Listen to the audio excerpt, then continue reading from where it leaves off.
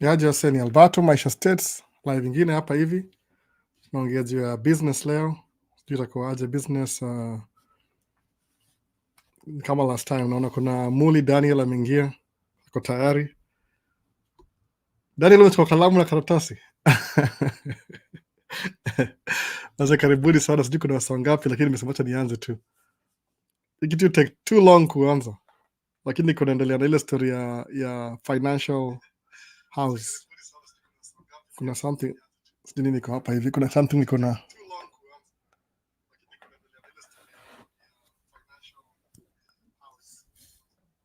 kama kuna sound na feedback. Tunikate sound.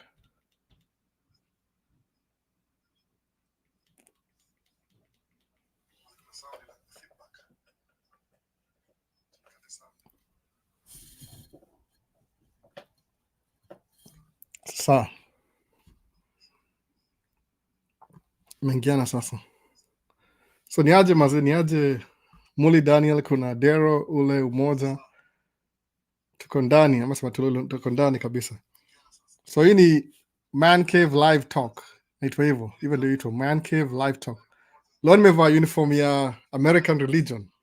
Mimi represent Vikings. Sijui kama unaona Vikings, naweza move microphone. Naona, ndio Vikings. Oh, nini? So leo ni itoaje? Gospel. Inaitwa Super Bowl weekend. Kila kitu imesimama hapa America, everything iko standstill mpaka game ichezwe. Kuna Chiefs na kuna San Francisco, mara nimesahau timu nyingine. Mimi najua tu Chiefs ndio wana mafans wengi sana. So tuko American Religion kabisa. Timu yangu yoga Vikings. So leo tunaongea juu ile story ya business ile tunaongea last week na kadibabili baba wase sana. Tuna kama naweza ipula up haraka. Ilikuwa ile financial houses. Chani magnify kabisa. Ndio hiyo basi, ilikuwa hivyo, ilikuwa juu ya story hivyo, ndio hiyo. Ilikuwa juu ya hiyo mastori ya financial houses. Tulimalizia wapi? Kati tulianzia hapa hivi. Najiona hapa. Si kama naweza jiweka hapo. Hapo hivyo, nione. So ilikuwa hiyo roof yenyewe ni asset protection, alafu foundation is the foundation of truth. So nakumbuka last week siku define exactly which is which. So kama uko na job, tuangalie hii kitu hii ni ya fast kabisa hapa. Sijui kama naweza ipoint na anything. Kuna hiyo imeandikwa job, kuna job hapo juu, alafu na kama na income. Ni kama Windows by the way. Uzadifine kitu kama 3 or 4 times. Unaona kama kuna so many things. Kuna ile tuliongea in the beginning of the year itwa 4 levels of value. Kwa hiyo 4 level of value, alafu insert kwa hii window itatoshea pia. Alafu kuna pia ile design nyingine ya ile ya Robert Kiyosaki, Rich Dad Poor Dad, itwa the 4 quadrants. Bayo inaingia kwa hii system. Mwana hiyo flow inaingia hivyo, the 4 quadrants. Ile kuna msee ako business side moja, ako self-employed, mwingine ako employed. Hii side ya window kama tuseme, kama unaangalia hivi, mimi na face hivi, on your left side kuna employed people na kuna self-employed. Alafu on the other side kuna investor. Ile 4 quadrant ile inafanya pull up. Niko nayo hapa mahali, sijui niko nayo. So is kwa 4 levels of value, the 4 quadrants, alafu kuna hii 4 windows. Ni kama the same concept ya 444. Ina flow hivyo zote pamoja. So kiangalia hapa hivi kuna hii window ya kwanza. On the top left inaitwa income window. Window ya kwanza, income window. Alafu chini yake kuna WRL. Sasa hii nimedefine poa kabisa. Last time nisahau kuidefine, inaitwa wealth reducing liabilities. Alafu of course the next kuna door hapo hivyo, alafu kuna outgoing window, hiyo ni ile mabills na kila kitu. So on the other side kuna income producing assets, IPA. Sikuwa nimedefine last time. So hiyo ndio the other window sasa. Alafu nimecompare na hii the next one. Hii next window ni ile imetoa hii extract kwa book. Hope sitakuwa in trouble. Niko in trouble na sijui duaje. But hii book yenyewe inasema hivi, kama nikisoma bila nasema hapo inasemaje? Now look at the significance of this picture of a financial house. The principles has made me a fortune that is giving fast and faster every month and every year. Mwana sasa hivyo. So hii ingine hii next tweet ni ile ule msasha kwa mdosi kabisa. Angalia sasa hiyo window yake. Yaani size ya windows na vary kwa sababu kuna hiyo income producing assets imekuwa so big that hiyo ndio the largest portion of the house. it's a big window, unaona iko everywhere, very big window. Alafu ya income window ni equally big but assets ndio iko bigger than that. Alafu chini kuna hiyo while reducing assets, hata si hizo ni kama insignificant, it doesn't really matter anymore, sababu sasa una make so much money that you can buy anything you want, toys na kila kitu. Alafu kuna hiyo outgoing window the other side, hiyo sana ile mabills. Kuna kumbuka hii diagram like imeenda.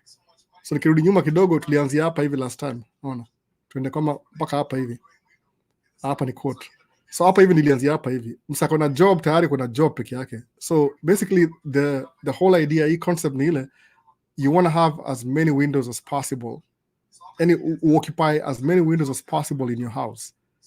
Ile house ni si a real house, najua hivyo, it's not a real house, ni ile uangalia kama una occupy as much of the window as possible. So kuna income, inaingia kwa income window, hiyo ni kawaida. Kama kuna job kawaida, acha tuseme the best example, umetoka university, umepata job, alafu ndio umeanza maisha sasa, utakuwa na income. Alafu kumbuka limusema ile, your job is your first business partner. So kupata hiyo income inaingia hivyo, ingia kwa income window. Alafu in most cases watu wengi kabisa, at least hesabu ni ile, sijui ilichukuliwa lini statistics, 95% hiyo enda kwa outgoing window. Hata hit ile IPA ama WRL inapita through, hakuna kitu kaa hiyo. Umeona sasa? So hizi ndio hizo mabills na kwa hapa hivyo. Kuna hiyo kama kuna the first one, kuna hizo windows are outgoing, macho yangu yoni poa na distance. Lakini nasema kuna taxes ndio number one, taxes ndio chukua hata before you even do anything with your money, taxes imeenda already. Alafu ya pili ni rent ni mali unaishi, roof over your head. Alafu utilities, zile bills za ku upkeep nyumba kama water, electricity. Kama unaishi place baridi, kuna heat. Umeona? Alafu kuna food kawaida, kuna clothing, unaona? Alafu kuna children, alafu kuna auto, ile mafuta, vitu kama hizo.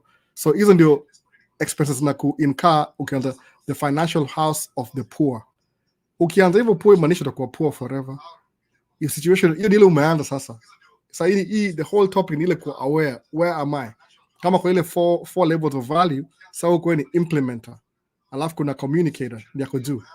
Alafu kuna between hapo communicator na implementer kuna unionizer. Alafu ile mtu top kabisa, top of the cream ni imagination. Unaona? So zinaingiana tu hizo 444. Unaona? 444 zinaingiana zote. The 4 quadrant, the 4 levels of value, alafu the 4 windows in a financial house. Zinaingiana hivyo zote. Unaona sasa? Nataka simplify ndio ile ukithink kwa brain yako it makes sense. Ukithink about it makes sense kabisa. Hope nanisikia poa, sijui kama kuna any complaint ya sound. Nimeturn hivyo. So ina compare the house of the poor and the house of the middle class. So tukimove from the house of the poor ni ile unaanzia. Haimaanishi ni matusi ama anything. Ni mali unaanzia sasa. I start from here. Alafu na move to the next step. So the next step itakuwa nini? Itakuwa the house of the middle class. Mwana middle class hii imeteremka chini kidogo. Say pesa imekuwa a little bit more money sasa. Yani hata si pesa. America ni very easy. Kuna hiyo, sijui kama ni describe aje story ya America. The reason why mwambia mkuje hapa hivi mfanye business ni very simple. Inakuwa kama, wacha niongee hivi kidogo kwa camera straight. Inakuwa ni kama, for example, kama sema ukienda kwa bank Kenya, uende KCB ama itungaje ile Equity Bank ama Cooperative Bank, uambie nimeona kuna potential tupatie jina Isili. Nataka kufungua car wash Isili na parking lot Isili. Kwa nini nataka kufungua parking lot? Kwa sababu kuna business mingi zinaendelea huko hivyo, nimeona there's a need for parking. Sababu watu wengi upark kwa streets. Sawa. Waende waambie bank hivyo. Alafu waambie bank, okay, so kuulize, okay, how much money do you need? Upige tuseme sababu yako, seme I need about 100 million Kenya shillings. Utaputa kama maybe 3-4 story building, itakuwa na parking lots. Every floor itakuwa maybe na arasiji approximately ngapi. Seme tu number, seme 5 floors, every floor kuna 200 spots, parking spots. Sasa, okay. Waambie, okay, that sounds good. So, okay, utakwambia uko na so you want 20 million, 100 million Kenya shillings. Ama tumie dollars, tumie dollars, $20,000. I mean $20 million. So, alafu you have 200 spots. Okay. So, how much do you want? I want 20. So in America it's very simple. Kama kuna ile tuseme kuna very good credit score. alafu na kuna business plan, umeandika poa kabisa, umestipulate nitafanya hivi na hivi na hivi na hivi, automatically bank ina assume hiyo do uko nayo, kwa sababu when they give you the money wakupatia 6 months before payment yako ya kwanza ikuwa due, utakuwa shamaliza hiyo building ya 5-story parking spots na 200 kwa 1000, kwa sababu ni 200 each floor, 1000 spaces za parking spot in 6 months. So your first payment is due on the 6 months. So the beauty of Upper America, utaambua leta shamba ama leta kitu ina equal to that, watangalia ile business plan ile mwapatia, wa determine parking lot business inadu poa sana. Okay, ECT, nobody has actually invested in this before. Mwona sasa. So unakuwa more viable candidate than mtu mwingine. Nimestika hapa sana, acha nirudi kwa face yangu, pole. Acha nirudi hapa ndio it makes sense. So wewe uko more viable kwa sababu kuna hiyo credit score, uta maintain hiyo ganji. Another kwa kalamu ni break down. So after 6 months, yani hiyo ndio opportunity kwa America, sijui kama iko Kenya, mimi sijui iko Kenya, mtaniambia nyinyi na seka comment. Hapa hivi with good credit, they'll give you the money. As long as you have a good solid business plan, kukuati ini a plan of action. Nipata pesa hivi, ndaanza ile the groundbreaking. Alafu nda build hiyo in 3 months. Alafu nda kunafanya finishing touches in whatever. Alafu maybe after that niko na payment yangu itakuwa this much every month. Umeona sasa? Business plan utapatia pesa. Hakuna story mob. Isa, okay, hiyo ni different na Kenya. Kenya naye I think sijui mtaniambia, labda mimi niko huko hivyo. By the way, leo ni February 11th. Nimekuwa States exactly 17 years leo. Exactly. Nikuja huko hivi 2007 February 11th. So I don't know what everything is in Kenya bado. Labda kitu ili improve, mimi sijui. But huko wasemanga nipatie shamba. Is that shamba kama piece of land income generating? Useme no. Then hata utapoa hiyo do. Ona sasa inakuwa hard. Hapa hivi ni business credit too. It's a little bit easier than, nasema see that easy, but it's a little bit easier than Kenya. Mwona sasa. Juko na hiyo parking spot, tuseme kama kuna wasema membership au lipa ile subscription. Hapa ni downtown Minneapolis for example. Uko na 200 units, kuna 200 units for every floor, na kuna 5 floors of parking spot. Mwona sasa. Kila mtu analipanga tuseme kama ni monthly, tuseme kama ni monthly. Kila mtu analipa tuseme $50 a month. Ila anaweza park anytime akiingia. Alafu na ile ma one time payment, kuna hizo ma events na siku hiyo ni extra income. So tusema 50 times 200. Change kwa calculator for example. Ni kama hiyo hesabu inaweza ingia. Sija think through by the way. Nimesema tu on top of my head. Muona sasa. Siku think through. So sema wasa ulipanga $50 per month. 50 times 12. Inakuwa ngapi? Inakuwa 600. So $50 per month times 12 inakuwa 600. Imeenda vizuri? 600 times 200. Ama times 1000. Inakuwa nini? Inakuwa 600,000. Unaona? 600,000. So ukiwa na mortgage kama ya 20 million for example, itapatia approximately mortgage yako itakuwa labda tuseme 100,000. So ukipata wase ukipatia hiyo $50 a month subscription, they have a card, they can park in your parking lot anytime as long as they're in downtown, at least Monday through Friday. Alafu weekend iko off, already usha make 600,000 for your parking spot. Mbona sasa? So banki kiona hivyo, alafu mortgage yako maybe ni 200,000. Wataona umsaki build kitu, there's nowhere to default. Alafu kumbuka over time in the future, so you're making 600,000, hiyo ni a year. Unaona? Sijui hesabu gani. Yaani aliyo hesabu linaenda ile you can determine that you can make that money and ulipe ile mortgage yako on time. Labda mortgage ni 200,000, unabaki na 400,000. Hii ni deni umechukua tu deni uka build asset. Umeona? Hiyo asset ina generate cash flow, inajilipa yenyewe, alafu inakulipa pia wewe mwenyewe, alafu ina pesa nyingine kwa business. Umeona sasa? That's why it's more viable according to what I know. Kama the same opportunity kwa Kenya, go look for it, find it, and do the same thing. Mimi sijui, nimekuwa huko, nimesema sasa I'm 17 years old. After 1 year niko legal America, 18 year old. Nipo ID. That's what I mean by that. Turudi kwa hiyo chat sasa. So that's how you create your story ya wealth hapa hivi, unaona? Sasa ndio hii hapa hivi sasa. So hiyo ni middle class. So suppose umeingia hapa hivi, umeanza na job, kuna income, alafu umeavoid hapa hivi waste reducing liabilities. Umeona hizi? So hizi nini hapa hivi? angalia kwa hiyo list. Kuna kama hapa hivi kwa hii list yangu kuna cars, kuna boats, kuna campers, unaona, motorcycle, kuna hizo vitu vingi mtu uchukua vacation, camping, vitu tu unnecessary, unaona. Inasema kama mimi unnecessary, mimi nunua camera, unaona, puzi tu mingi. Buy DJ unit, unaona, speakers, vitu tu yani ile you just feel like you want them but you can't afford them, you don't really need them but you just want to have them. You want stuff. Unaona? Hiyo ndio middle class sasa hapa hivi. Hapa ni hasara juu you're not really, hii window moja ile IPA haina kitu, iko tu blank. Unaona? You're not feeding the IPA window kwa middle class lifestyle. So huwezi kuwa na make do alafu na focus na vitu zile, the things that you think will make you happy. Lakini ukiangalia poa kabisa hazikupeleki anywhere. Muona sasa? So naweza pause kidogo. Kuna any question about hiyo mambo ya loan na Kenya? Acha nione. Na kuna question kadhaa hapa hivi. Naweza show us acha reback ile screen main. So kuna Dani alikuwa kwanza hapa hivi. Sema kwa ndani. Imeenda maybe 15 minutes. Au ni mimi kama nika hapa hivyo. So ako live ndio hao basi. Watu Mombasa naona kwa hapa in the house. Jioni hapa kabisa. Praise David. Samuel. Udhiru, Vini. Watching from Nakuru. Nani huyu? Alafu kuna Maximilian.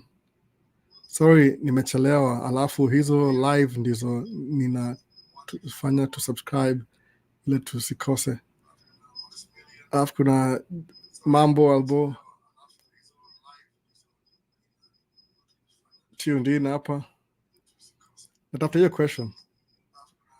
Nairobi, Kenya. Kuna okay, hii ni question ya okay, loan in Kenya you need guarantors, securities such as logbook, title deed, and all this must be valued and charged so that one can not use it until all the loan is paid off. Naona sasa ndio huyu ni Patricia anafanya job kwa bank. I think so. So mwana amesema you need a security. Mwana sasa hiyo ndio difference. Basi hiyo ndio difference ya America sasa. You're for bank, I think, Patricia. So you're for bank. Confirm. And then be sometime. So you need a guarantor. So imagine your story. You need a guarantor on the title deed. Need to remove. Mimi kununua truck. What do they need? How long have you been in business? Nikasema okay, whatever date. Ukaangalia you qualify. Our minimum is 2 years in business. Okay. How many trucks do you have? Niko na moja already. Is it paid off? Yes, paid off. So what do you do exactly? Give us like a breakdown. Niko nishaandika already kaambia mufanya this hours, afanya this hours. Approximately in terms of hours, so do between 1,800 to 2,000 hours every year. Ukidu kama extra kama 2,500. Tunafanya 2,000 every year. Bwana kisema hizo mafiga sasa utapiga mahesabu haraka. Pigeni hesabu tushauri yenu. So do between 1,800 to 2,000 hours every year. Sawa. Alafu wanaangalia income. Kama uko na truck na una payment, job yoga, it doesn't matter how many months. You work 9 months, but if you're working between 1,800, some people do 1,500. Sema uko na 1,500 ama 1,800 ama 2,000 hours a year. Okay, how much nalipwa? Tulipwa 125. Sasa piga hesabu, sasa pigeni hesabu yenu. So okay, 125 times 2,000 hours. Uta make this much. Truck yake iko paid off. Why is your truck paid off? Ulinunua 3 years ago, ushailipa already. Iko paid off. So what are you trying to do? Nataka kuanza business ingine. How long have you been in business? 2 years. Give us your bank statement. So angalia kwa account uone kuna pesa kwa account. Inashow kuna ile flow ile. Kuna money inaingia ndani, money inatoka. Inaingia inatoka. Hata kama una hiyo value, they can see that there's cash in a hold on. Alafu maybe ina increase. Best yangu lambia ina increase na maybe 2,000 every year, 5,000 every year. Sababu ni ile operating cost. Sababu your business, it doesn't matter whether uko negative or uko positive. As long as kuna hiyo activity, ile in and out. Sababu inamaanisha kukuwa na a little bit of debt in business, that means your business is alive. Unaelewa? Kama nilifanya job December, nalipwa February. Imagine hiyo. Ama March saa zingine. Meaning, how do I survive until March? Eventually talipwa. So what I do, mtu tumia credit card. Hizo vitu tunaweza anything that needs a credit card, natumia credit card. anything that needs cash natumia cash. So that's all they need to know. Alafu unapoa loan naanza biashara. So how imagine hiyo opportunity umepewa. Wajangalia kama kuna bank statement, title deed, vile Patricia amesema hapa hivi, wajangalia logbook, nothing. Wamekwambia tu how long have you been in business? Okay, suppose wewe ni dere umeamua, okay, from now on I'm not a driver anymore. How long have you been driving? Pia lazima ikuwe 2 years. Ile show kuna commitment. They want to see your history. Your history matters, no. Kwa sababu your history determine your future. Alafu ushapoa pesa umenunua truck. Ushama 2000 hours na 125. I mean, come on. Alafu na you are very sure you're tracking the truck you're trying to finance, so uta increase you will add a truck in your fleet but you will double your income. Sababu kumbuka most of the things elements hizo ukiongeza ingine ina multiply, si ati ina plus, ina multiply. Umeona sasa? So angalia the opportunity ya kuja hapo hivyo. That's why ukikuona if I could bother useme I want to be in a place where there's more opportunity. Mi ndio muselio idea sana. Muselio idea kuja hapa sana. Sababu ina make vitu zinakuwa very simple. Muona sasa? Inside kuna feedback mahali. Sijui kuna feedback. Kuna maana sikia feedback hapa. Hata sijui ni gani hiyo. Something kuna feedback. Mnasikia hiyo feedback kweli sijui? Niambie. Kuna maana sikia ki throwback. So ndio hivyo bana. So hii ni comments haraka tena hapa na ameandika kingine at least notification kuna present purity and Baracom services ina John nani huyo tuned in. Okay, Emmanuel, if you default on credit card, how long does it take you to clean your records after payments? Emmanuel Kamau. So hata pata example yangu kama mimi niko na nisema hivi, yani sikia fast ni para loan, kuna feedback hapa, sijui niko na feedback. So hata pata example yangu kama mimi niko na nisema hivi, yani sikia fast ni para loan,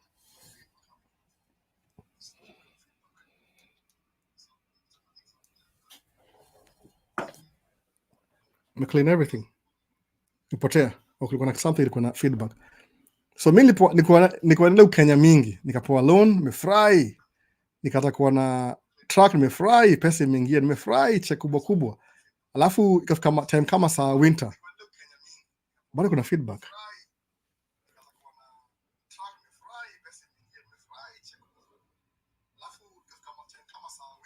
Sijui feedback iko happy bana.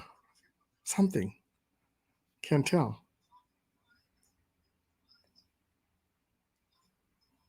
Kuna feedback moja mingi sana, sijui iko happy. Nini nimesahau kabisa.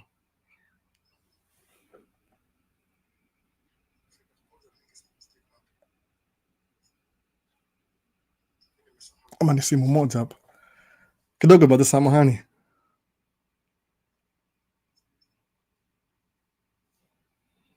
Kuna something na feedback hapa. Bana naisikia. Sasa tuendelee tu. Ina bother, hebu niambie mnasikia feedback?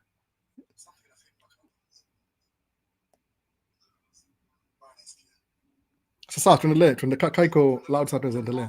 So ukasema hivyo, nani Patricia ameconfirm yeye ni banker, unaona? Kama Patricia hapa amesema yes I'm a banker. Unaona, yes I'm a banker. Unaona sasa ndio yeye anasema hivyo, lazima uko na title deed ndio qualify kwa loan. Nini kuna feedback hapa? Technicalities mingi hapa na screen mingi.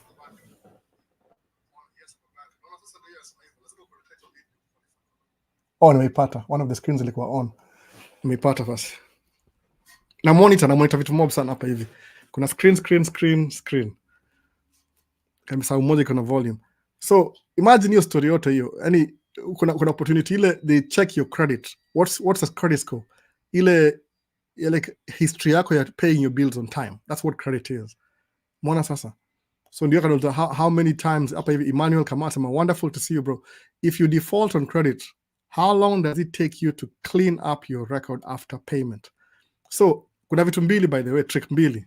Sasa ni game chafu. Si game chafu by the way. Yani watu venture into business America are very few that when you're in business kuna more privileges than employee.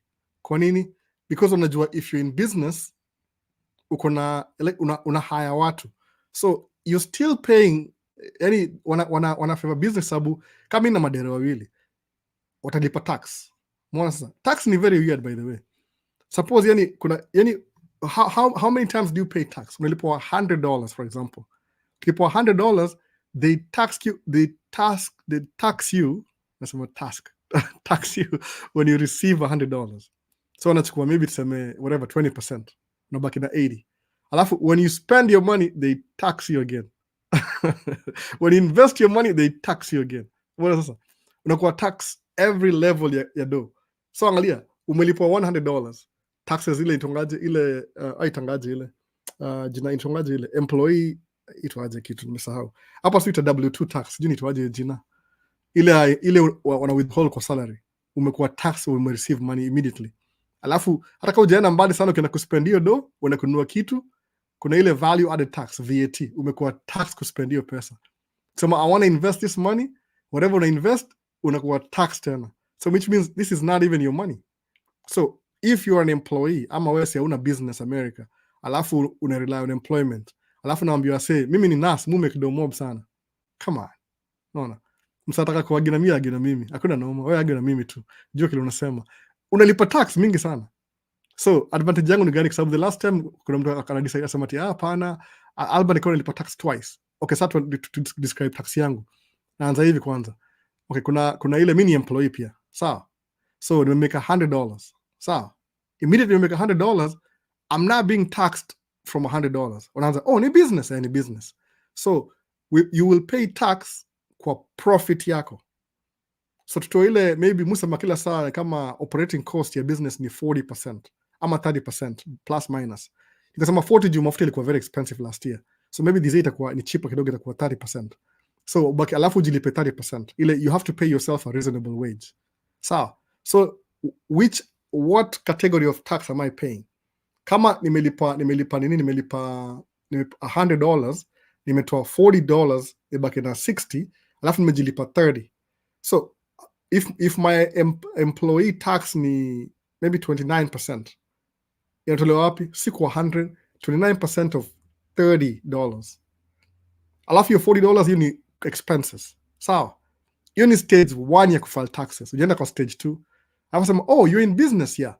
So what do you use? Which car do you use for your business expense? Unasema, I have this Audi Q7 that's it doesn't matter, by the way, it doesn't matter. Hata kama gari ni personal, hata kama hiyo ndio sikuambia last time. Hata kama gari ni personal, hata kama ni a company name, it doesn't matter. As long as you use that personal car for business, kuna deductible, kuna deduction, depreciation ya gari. Hiyo ni benefit ile unakuwa yani bala kuwa taxed, wanakupatia we give you this much for using your car for business. Ni kama wanakucompensate for using your car. Did you buy fuel? Okay, minus your fuel kwa ile equal part of expense. So unaona, eventually una end up umelipa 20 kama 29% from $30 kuliko employee ule amelipwa $100, amelipa 29%. So whatever amelipa tax, imagine hiyo. Sasa tufanye tu hesabu kabisa vizuri. Whatever ule employee amelipwa $100 an hour, amelipa tax ni $30. Mimi ile nimelipa tax ni ile tax yake yote $30, ndio tax, yani 30% ndio alipia tax. So who's paying more? Lakini business ilipa tax. Yeah, business ile kama ni LLC unalipa 15% tax. Hiyo ni standard. Where do you get the 15% from? Tena from 30%. So how are you being taxed twice? Sijui kwambia vitu mob nini lakini kabla ukweli kabisa. Hata hiyo tax tutaenda kujalipa kwa sababu when you're doing business, tukibaya mafuta tunalipa tax already. So unasema silipa mafuta unapoa credit. Yani kama una rewind, because you know what they want to do? Government states aitakangi business ikufe. Kwa sababu unajua business ita outlive binadamu. So business iko na more benefits than employment. Mbona sasa? Ule mseo argue, by the way, kama kuna mseo usema ati but you're being taxed twice. Whatever. Sasa wewe fikiria hivyo, nafikiria mimi nimefanya kile tax kama last week nikaboga na mseo wangu tax. Najua exactly what I said. Ilikuwa exact same thing. Kunaongea the same thing, naongea tu even deduction itakuwa nini. So kuna benefit ya kuwa na business. Kwa nini? Business itaku outlive, by the way, itaku outlive kabisa. Utadedi wache kiendelea.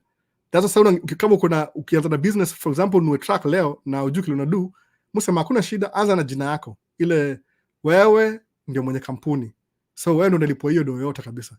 Kama mimi nilikuwa mjinga, the first time nilikuwa kama Albert Tracking. Hata sikuwa na jina. Nilikuwa ile kama sole proprietorship. Ile wewe ndio uko na duka na duka ni yako. So all the money you make inakam kwa Albert. So kufile taxes ile ujinga yangu sasa ndio mbona nime taxes. You made so much money you didn't pay taxes. Really? But what about, so sikuwa najua nimechanganikiwa. Nikaambiwa okay, what do I do now? Nikasema acha niishe kwa IRS ni KRA hapa hivi. IRS ni bonge nao wanipatie ka payment plan. Juli kwa sijui ni 22,000, sikuwa na hiyo do by that time, kusema nailipa over time. So what did I do? Nikaenda kuongea na kanambia so how much do you owe? 22,000. How much money did you make? Asema mse you owe 22,000, I make maybe $500,000. Na mtu I could make $500,000. Nimeka maybe ilikuwa hiyo time ilikuwa due 180, 150 tukaa hiyo. Kanambia hapana, no. This is not how you do it. Do you have expenses? Yeah, I have expenses. Did you deduct your expenses? No, I did not. Do you have an LLC? What is an LLC? A limited liability company. I don't even know what that is. Do this. Go find a CPA, an accountant, certified public accountant, CPA. Kaa chini na yeye explain you how business works. But still, so do you still want to go on with this payment plan? Nikaona ndio ile hapa sio ogopa serikali kwa sababu tu acha ningishie payment plan nimalizane nayo alafu hizi vitu ndio delay baadaye. Nilijua na make dough. I knew I was going to make money anyway. So nika walk away. Hata sijaanza question ya mse pole. Nani Emmanuel Kamau. So kwenda hivyo, that's my first debt.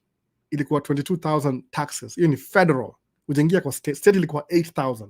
So ilikuwa 30,000 na all taxes. So ujinga yangu nikaenda tu hivyo. So kusema mazi kuna something na miss hapa hivi. Kuongea kaniambia you need to have an LLC.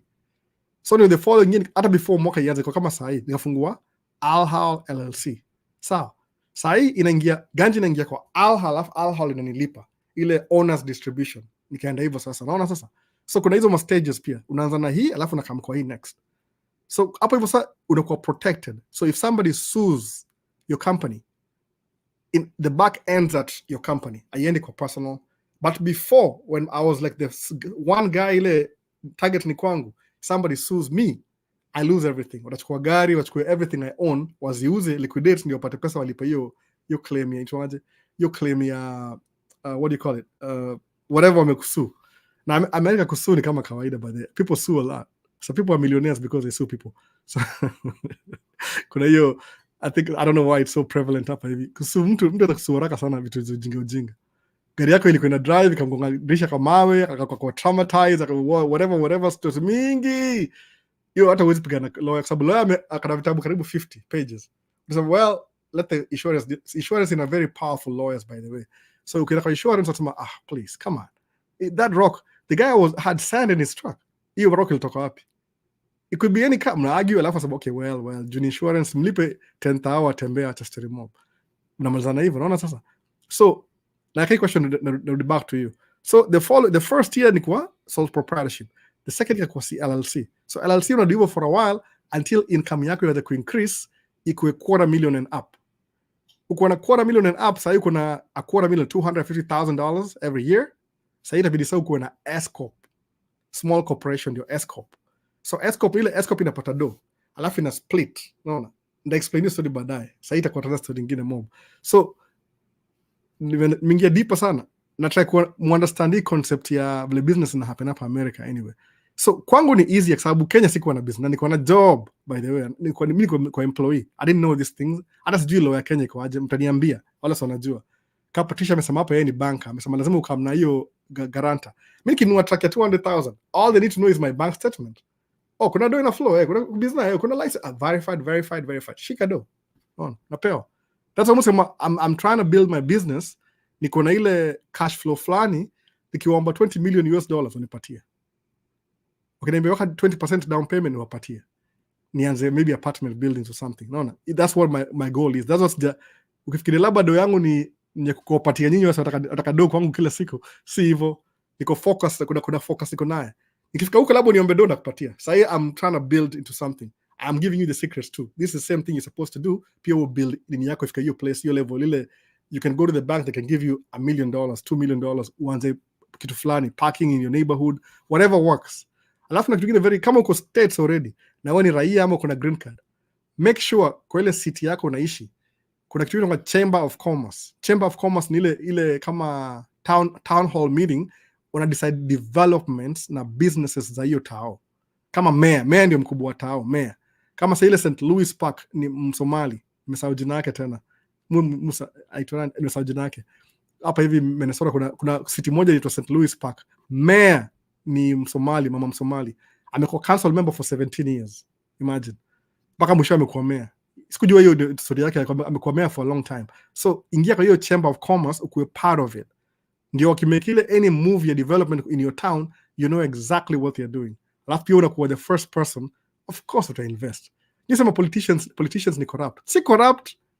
The reason why politicians are wanapata ma deal is because they are sitting at the table where the deal is being made. So niambie, how are you going to lose out? Kwani ni mjinga gani umekaa hivi sema ati tuna plan ku build sijui ni barabara kutoka Nairobi mpaka airport. Itakuwa toll road. Itakuwa na fly expressway. We need investors. Alafu sema mimi I'm in very good faith, I'm not going to invest. Come on. Sema are we allowed to buy shares from this company? Utaingisha dola haraka kwa alafu kuna make do forever. Politicians see ati ni corrupt. You're sitting at the table, decision making table. Utakula siku kwa dining table. That's what you do. Ingia kwa ile Chamber of Commerce kwa in your city, know what they're doing, what plans they have. Sababu in case kuna kama an empty lot mahali na umeka kwa hiyo committee, kama ndaingia by the way, nitafuta parking ya truck, waseme we just need to develop this place, we're looking for somebody. Sema I'm over here. Alafu ndio ile city kiku approve sometimes, very weird. If the city approves you kupatia license, uende na ile approval ya city kwa bank, man, you got the money. Sababu najua bank iko smart enough to do if you open a parking spot in the city, you need income generating asset. Nikumbuka kitu moja na bank is not in the business of owning property. Bank job yao ni very easy. Unawapatia the more ni breakdown kabisa. Sijui kama nikinaweza bonga ama acha niko careful. Timwaga kila kitu. Bank business yao ni kupatia na loan ndio make interest. They don't care what business you do. They don't really care. Of course kuna ethics at some level, but our ile too, they want their extra interest. Sababu the only legal way they can make money ni ile kulipatia pesa alafu tuwe interest. Kuna story mob sijui kama nazigusia, nda confirm kama naweza ongea hizi vitu kwa hii mtandao. Kama siwezi ndaachana nazo. Ama nikipigia simu ndakwambia hizi vitu. Kuna vitu sijui kama naweza ongea hapa hivi, naweza kuongea mob sana. Anyway, so ndio hivyo bana. Ni series za bank. Ziko kwa books by the way. Hizi book mkibaya mtaziona hizo vitu zote.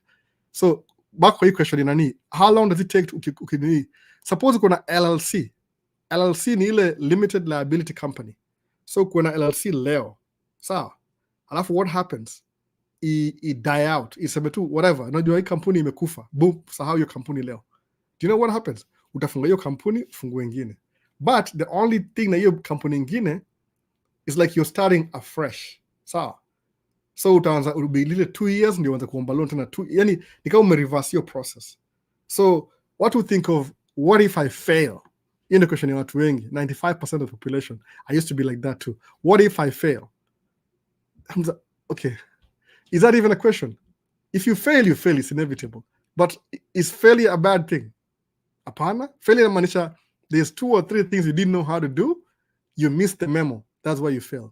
But if you succeed, now you know where the hole is. You'll never walk around that hole again.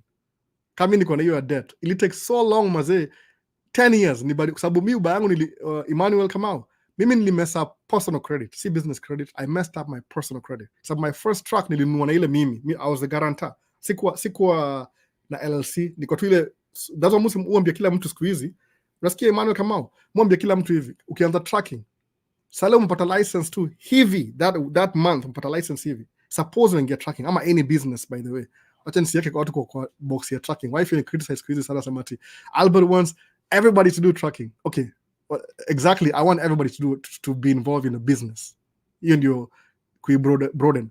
I want everybody to be in business. Hiyo ndio idea yangu. See in tracking but in business. So in case in business, kama ni umeanza tracking, the first month hivi ushapata license tu hivi before you even start driving for somebody, enda ufungue kampuni LLC, uchukue DOT number, whatever you can chukue in the beginning, IRS number uchukue, yani uko nazo in place, ndio while you're driving for somebody you're building your history in silence. Alafu suppose after 1 year you want to buy a truck, wasema no, sasa at least usha ile you've been driving but you're building your history slowly over time. So if you drive for somebody for 2 years, by the 2-year mark uko na history. Kuliko msame drive 2 years akataka kununua truck after 2 years ndio akaambiwa oh no, we need 2 more years, so itabidi uende tena 4 years before qualify. Umeona? Lakini mara moja kama ni dere uweza bonga na kampuni nafanyia ama ule mwenye gari ya kuuzia make arrangement ile self financing. Kama niambia Albo nataka truck yako, vipi tuandikiana chini, tuchukue lawyer tuandikiane, sema you'll be paying me this much every month until this day, then tuko ile kama I will finance my own truck, I'll sell it to you but I'll finance it. Hiyo ndio ile self financing inakonga hivyo. Unaongea na msemo na agree. Mimi ndio agree na yule msemo na drive, kwambia sell me your truck, niambia sawa, nipatie 10,000 kwanza, I'll give you the title, then after some time nilipe hiyo gari nyingine alafu tutamalizana, then the truck is yours. So aliniokolea entry point sababu niko na credit mbaya sana, because I messed up my personal credit. I was blocked for 10 years. So sawa Emmanuel, 10 years by the way, kumi. Never ever do that. Unaona? Mimi ukiniambia to make a mistake, it's hard for me to make that mistake. Unless nimemiss you kwa blocked for 10 years, I want to go back. Yani iko so paranoid mpaka hata I don't even use my personal credit anymore. Mutumia business credit. Msema afadhali ni mess up business credit juu ndaza kampuni nyingine but ni build ile personal. So personal ni ile shoulders. Before you get your business credit, lazima uangalie personal credit kwanza, wana iko poa ndio qualify to business credit sasa. Ina make sense? Sasa kuna any question nyingine? Nataka keep my questions relevant juu waswali sema ni keep topic iko relevant. Itakuwa easy kwa sababu alafu towards the end ndajibu ile swali kama ni outside this copy ya hii business. So tulikuwa kwa nani? Tulikuwa kwa Emmanuel. Nataka kwa jina kila mtu hapa hivi. Kuna Clinton hapa alisema yes I'm a banker, Patricia the banker hapa hivi. Alafu kuna negative CRB listings are disqualified, many from accessible bank loans. Okay, so ini Vinny amesema something new. What does CRB, credits something? Yeah, you're disqualified. Ni everywhere by the way, ni character yako, which means nikwambia if you're running a business you have to be very selfless in a way. Sababu it's like you're building the business first before you build yourself. Unaanzia na business, yani kama you give your resources to the business, once the business grows then the business serves you. Umeona hivyo? Wasa wengi fikiri you know watoi wao, ati mtu yao nimempeleka chuo asome, alafu when I get old they'll take care of me. No, don't rely on that. Sababu watoi wadikangi memo ati daddy I'm sending an application, I want to be born by you and no, wadikangi application. Watoi they are free to do whatever they want. All you bring, it's up to them. So focus na wewe mwenyewe, how are you going to retire?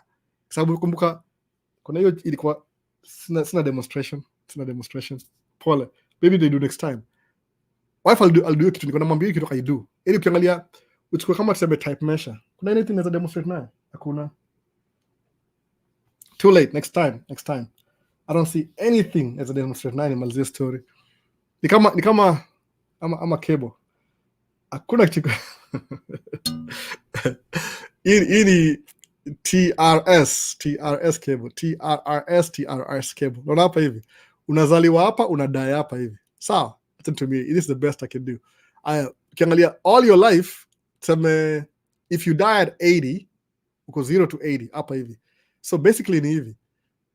Remove 20 years of your life. Tuseme mahali hapa. Toa hii imeenda. Sawa? After toa ile retirement ile uko mzee, sema uko 70 hapa, mgongo imekuwasha hata huwezi do job anymore. So how many years do you have? Angalia hiyo. How many years from 80? Umetoa 20 hapa, umetoa labda 10 hapa. Mbaki ngapi? 50. How old are you right now? Niko 30. Aya, weka 10 hapa. Niko 30 sahi. Kuna wale wako 20 hapa bado umetupambao. Aya. So ukitoa hiyo saa uko na 30 hapa hivi na utoe hapa hivi, mbaki ngapi? You have half your life to live. Half your life to live. Which means kama 40 years.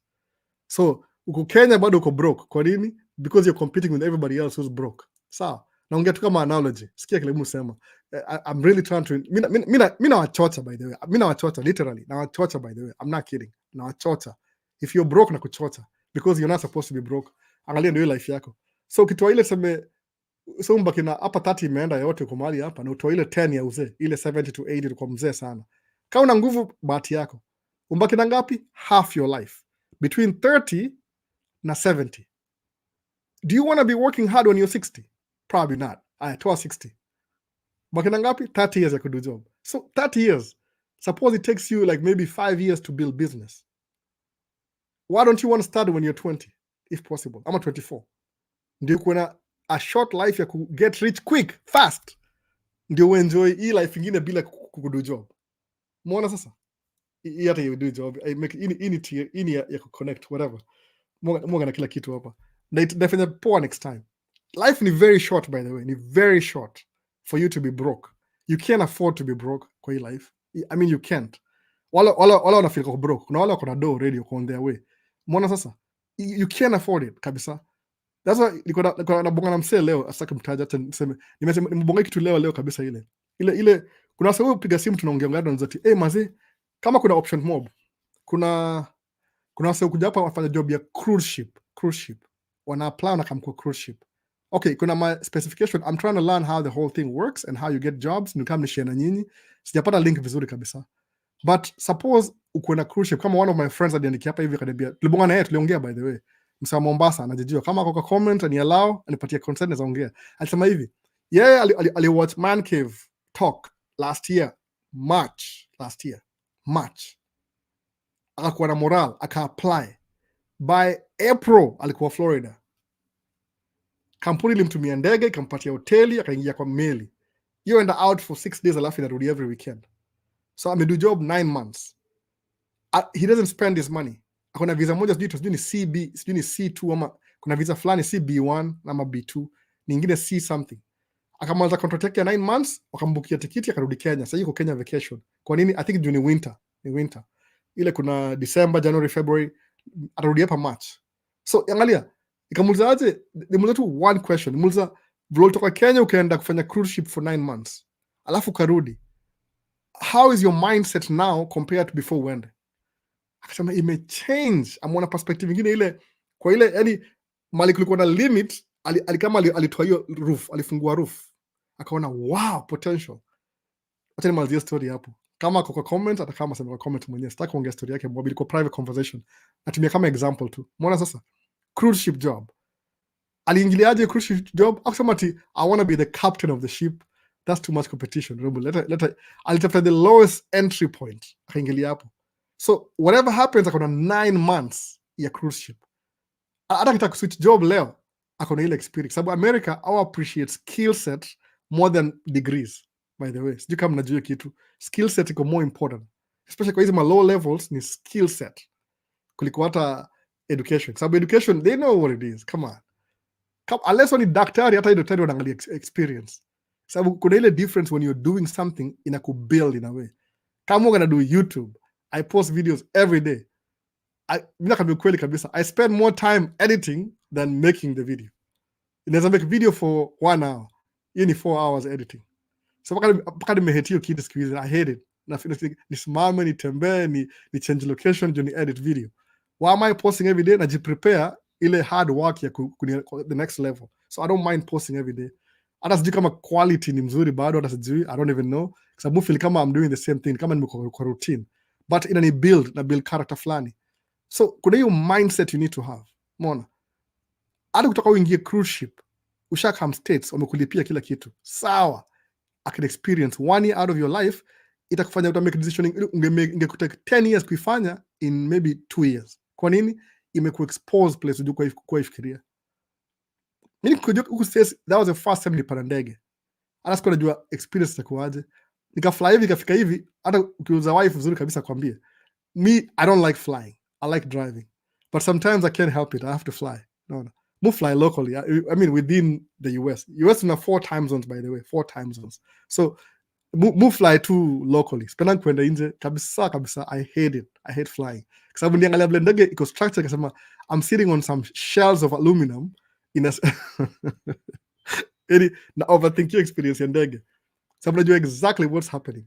Umekaa kwa a fuselage made of aluminum, ama ni aluminium, Yes, some aluminium frames, alafu imekuwa covered na aluminium ama carbon fiber. Umeona? A hollow fuselage. Alafu iko na wings, ziko na hollow fuselage, alafu iko na the most explosive fuel. Iko mekalia bomb basically. Una fly nayo. Ina get from this destination to this destination. Kwa sky. I mean, more of a thing. Anyway, any phobia yangu baby. But sometimes I have to fly. Siwezi help it. Unaona sasa? Sijai fly sana. Maybe that's what sijairudi Kenya kwa sababu nafikiria ati 18 hours. Aki ya nani, siwezi ndio kitu. Labda ndio ile route ya Amsterdam ile 8 hours. Then you breathe. Umeona? Ama ndazoea sijui whatever. But hiyo ndio point moja Mungu anadu. Mtu yani I just drive. I don't want to fly. Umeona sasa? Hiyo experience hiyo tu kutoa tu ile out of your body's experience inakusaidia kudu vitu hujaifikiria before. So wala soga na fear. What do I do next? Why answer the smallest thing? Make the first step. Piga tu step ya kwanza. Kwa nini? Any movement ukimake, any movement, hata kama ni step moja hivi mbele, that's still progress. Sijua sasa ngoja sijui ni kitu ilipuke ndio ajue progress imeendelea. Hapana, any movement you make, hata the slightest movement, 1 inch, that's still progress. Sababu mwa mbia wife kila siku tukiongea mwambia ukitaka kujua una progress, jiangalie last year na this year. What has changed from last year na this year? Unaangalia ni mindset, ni education. There has to be something imechange at least. Sababu if you're exactly the same place you were, umeona, tutumie ile analogy, ile the world spins on its own axis every day. So meaning ilikuwa hapo last year, imekupata hapo last year. Are you really progressing? Nakumbuka hiki tumesema sahi kama the only illustration we have is this.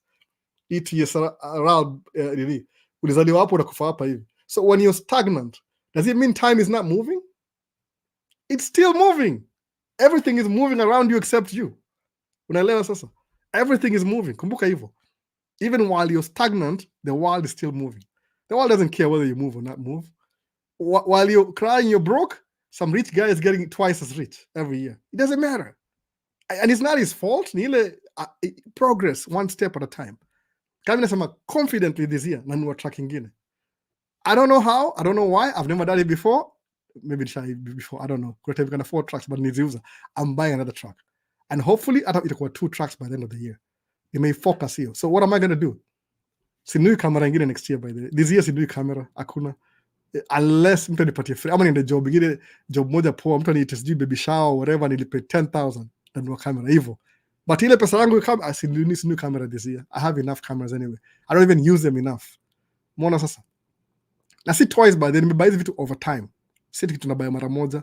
Ni ile you see a need, you fulfill it. A need, you fulfill it. Hivyo pole pole as you go. Sasa break kidogo tu angalia ma questions tena.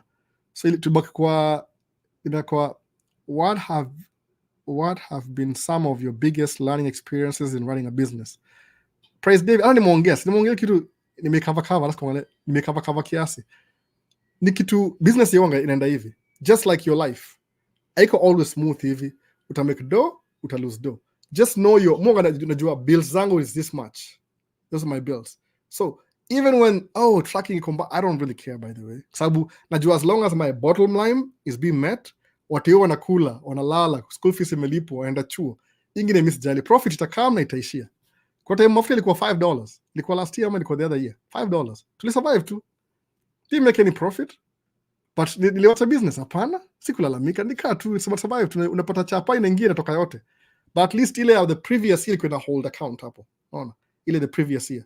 So this last year ilikuwa mafuta ilikuwa a little bit cheaper. Okay, sawa. Am I complaining? No. Una learn tu alafu unaendelea. These things are easier than you think by the way. Uki overthink itakuwa complicated. But when you're doing it in routine, hata si big deal. Una flow tu by the way, una flow. Kama unalalamika ati biashara ni mbaya, uchumi ni mbaya, check your mindset. Kwa sababu it's supposed to be a life going smooth hivyo. Kama nimesikia video ya wife amepost video leo sijui about laziness. Nikasema hata nimetoa disclaimer. Nikasema by the end of wife ametaka do YouTube by the way juzi. Tracker Mami ndio channel yake. Nimwambia akona argue kila siku, nikamwambia hapana, unajua nini? Sometimes in selfishness, because if you think doing YouTube is stupid, imagine how many people you can help by just doing YouTube. It's not always about you. Kumbuka hivyo, it's not always about you. Something you'll do hapa hivi ita cause Asema kitu moja kama simple, nimesahau hizo ma sayings. Ile when a butterfly kifly, ile tu kifly hapa itoke tu ende hivi from one point hapa mpaka hapa hivi. Ile movement ya wings yake, hiyo cause a ripple effect, mpaka inaweza cause hata labda maybe hata sijui niseme jina gani itakuwa the biggest thing. The moon tidings. Ama El Nino, because butterfly ili fly. Imagine ile butterfly ni imagine ikifly alafu ipite ile kuflap wings, ile energy na produce ile ma waves zita cause, kuna cause na if at ile the smallest movement ita make a big impact. Can be a wife, don't do YouTube because it's a stupid thing according to you. Do it to help somebody else. Mbona sasa kuna wasoga na ma YouTube channel wengi sasa, kuna watu wengine hata msana atakudu ile content yake alianza nayo anabaki ana switch. Kuna msaka anajua mmoja anaitwa Terry Warfield, ni msako Ohio, yuko na do camera review, ni mse African American, so moga na navigate kwa tu kama African American, so that's how I see myself too, people who look like me. Okay, you do camera reviews, mimi siwezi do camera reviews. Hata nikuja gundua mimi na bado mume kidogo kumliko, na yani anakaa star juu ya complain juu ya do make last year, sema oh my goodness dude, I wish you, if you okay anyway, so mob naweza msaidia ana complain na mimi. Okay anyway, history yake acha story mob. So, like, but mumu watch my review hizi kama a new product kama hii DJI. Unaona DJI, nimevaa DJI leo na test jiko wapi, ndio hii hapa DJI, ndio hii hapa hivi, uko kamera moja pale hivyo na monitor leo kama in the second time naitumia ni make sure iko dialed out right. So niko na watch review yake sababu au ni wale wasoko so influential YouTube au tumiwa product 2 months in advance before he hit the store, unaona, wafanye review. So I would like to be in that category of things, but I don't care. As long as I make money this way, nanunua 20 time. Si kitu imetoka 1 week nimenunua 2 days after imeshatoka. So mimi sijali sana. So hiyo sema hivyo kama hiyo ripple effect yake. Yeah, whatever he does kwa review, because himself fan na mimi, ndio watch ndakuwa inspired na yeye specifically. Channel yake akianza ilikuwa ya fitness, ilikuwa ana lift my weights, by the way. That's how it's the first thing kwa channel iko weightlifting. I'm a build by then, msako build sana. Terry Warfield. Yependa kuongea kitu moja akimaliza sema potatoes and meat. You know, more like any akona ile humor funny. I like watching him. Camera review. So, akona msaitonga potato jet, kuna sekadha. So, whatever. Ndio sema mmoja wale ma review. If I want reviews, kuna Marcus Browley, African American pia, the number 1 YouTube reviewer in the world, by the way. You review everything. So kuna watu kama hao ile unawaona because they're doing something na encourage. If they can do it, I can do it too. Unaona kitu kama hiyo. You can be a wife. That's what should be your mentality. You're doing because somebody atakuona, they'll do something because of you. I manishi if somebody made a move because of Mimi, I manishi I'm the one who made things happen. Ni ile tu ni kuinspire ukaanza kitu pia ukamsaidia mtu mwingine. Sababu unasema ufikiri mimi ndio the best guy ever in the world, then you meet me sema mse ni jackass, he's a jackass. No. You happen more than you know, by the way. Sababu sasa sema huyu album azee ni jackass ni aje, kafikiri mse mpoa. Kumbe tu you can think like that, by the way. Sababu kila mtu personality yake different. So my disclaimer ni hivi, kile wife yo bonga kanye watching channel ya wife na yangu, sisi atufanani, by the way, atufanani kabisa. Tuko different. You want in terms of employee, mwanga in terms of business. Mimi ndio mumforce ingie business, by the way. Hata namuuliza logically, how much money have you made from your degree? Zero money. Ni student loans. How much money you make from tracking? Kuna mazero kadhaa. Okay, hizi zero kadhaa. So which one ile more practical? Ni tracking ile una track to avoid, ama ni hii degree fantasy ile hujaipata paka sahi? Muona sasa? Niko all over the place. I hope ina make sense. So decide, okay, I'm procrastinating. Hii kazi ya cruise ship, it's beneath me. Itako bring states. No. And you never know. Maybe that's the only move you had to make. That move, you could just states come a cruise ship. Alafu 2 years from now, you have your own cruise ship. You never know, by the way. Me, I never thought. Hata sikuwa ifikiri mara ya pili. Yani, you never know. That move ile unaogopa ile kumake ile, that one move. That's it.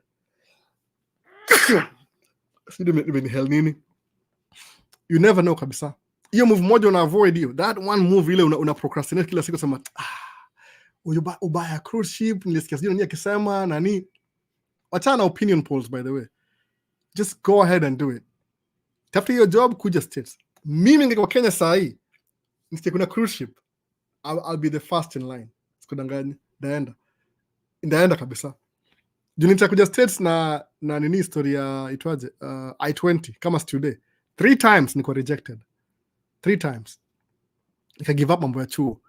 Alafu nikaanza ku-apply green card. Kama mchezo tu. Hiyo ndio come through. Alafu sasa inaweza kaa chini niwaambie life experience yangu kama inawagusa in any way, unaweza kuwa evil ina happen, unaona? So make that move. Make your move. Wacha mambo ya kuogopa. That fear, hiyo fear uko nayo, that's the thing. Hiyo ndio window. Sawa, tena ngali Q&A tena. Tumeenda how long? Leo naangalia clock, by the way. Kuna clock hapa mbele. Sasa waste time sana. Muone kama 3 hours hivi alafu nachanganyikiwa. Kuna Super Bowl leo, by the way.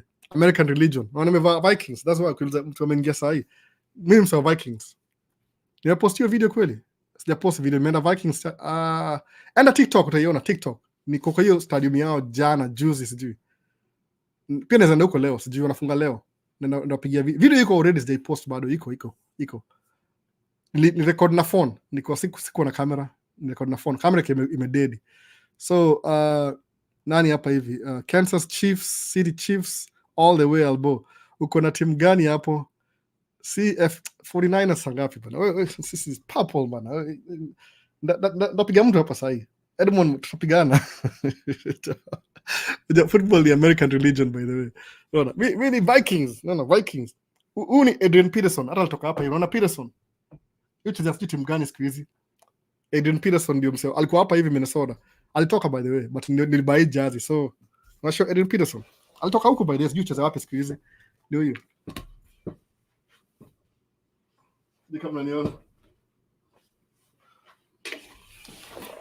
American religion. Amenichokoza. Me, I don't care about the Chiefs na Taylor Swift. Sasa ilikuwa break kidogo tu ase, break kidogo. Tuongea tu American religion. Football ni American religion, by the way. Leo world imesimama leo 5 p.m. Sasa ni sangapi? Sasa ni 1. Karibu. Iko Las Vegas. Whoever wins, I don't care. Alafu dada hapa hivi, why is it that ukibuy gari they usually have to check your credit score, of which most people huwa wanasema ina reduce how that what umatiki cliffhanger dedan kegesa credit score. Ebu rudia hiyo swali tena vizuri, umenichanganisha kidogo.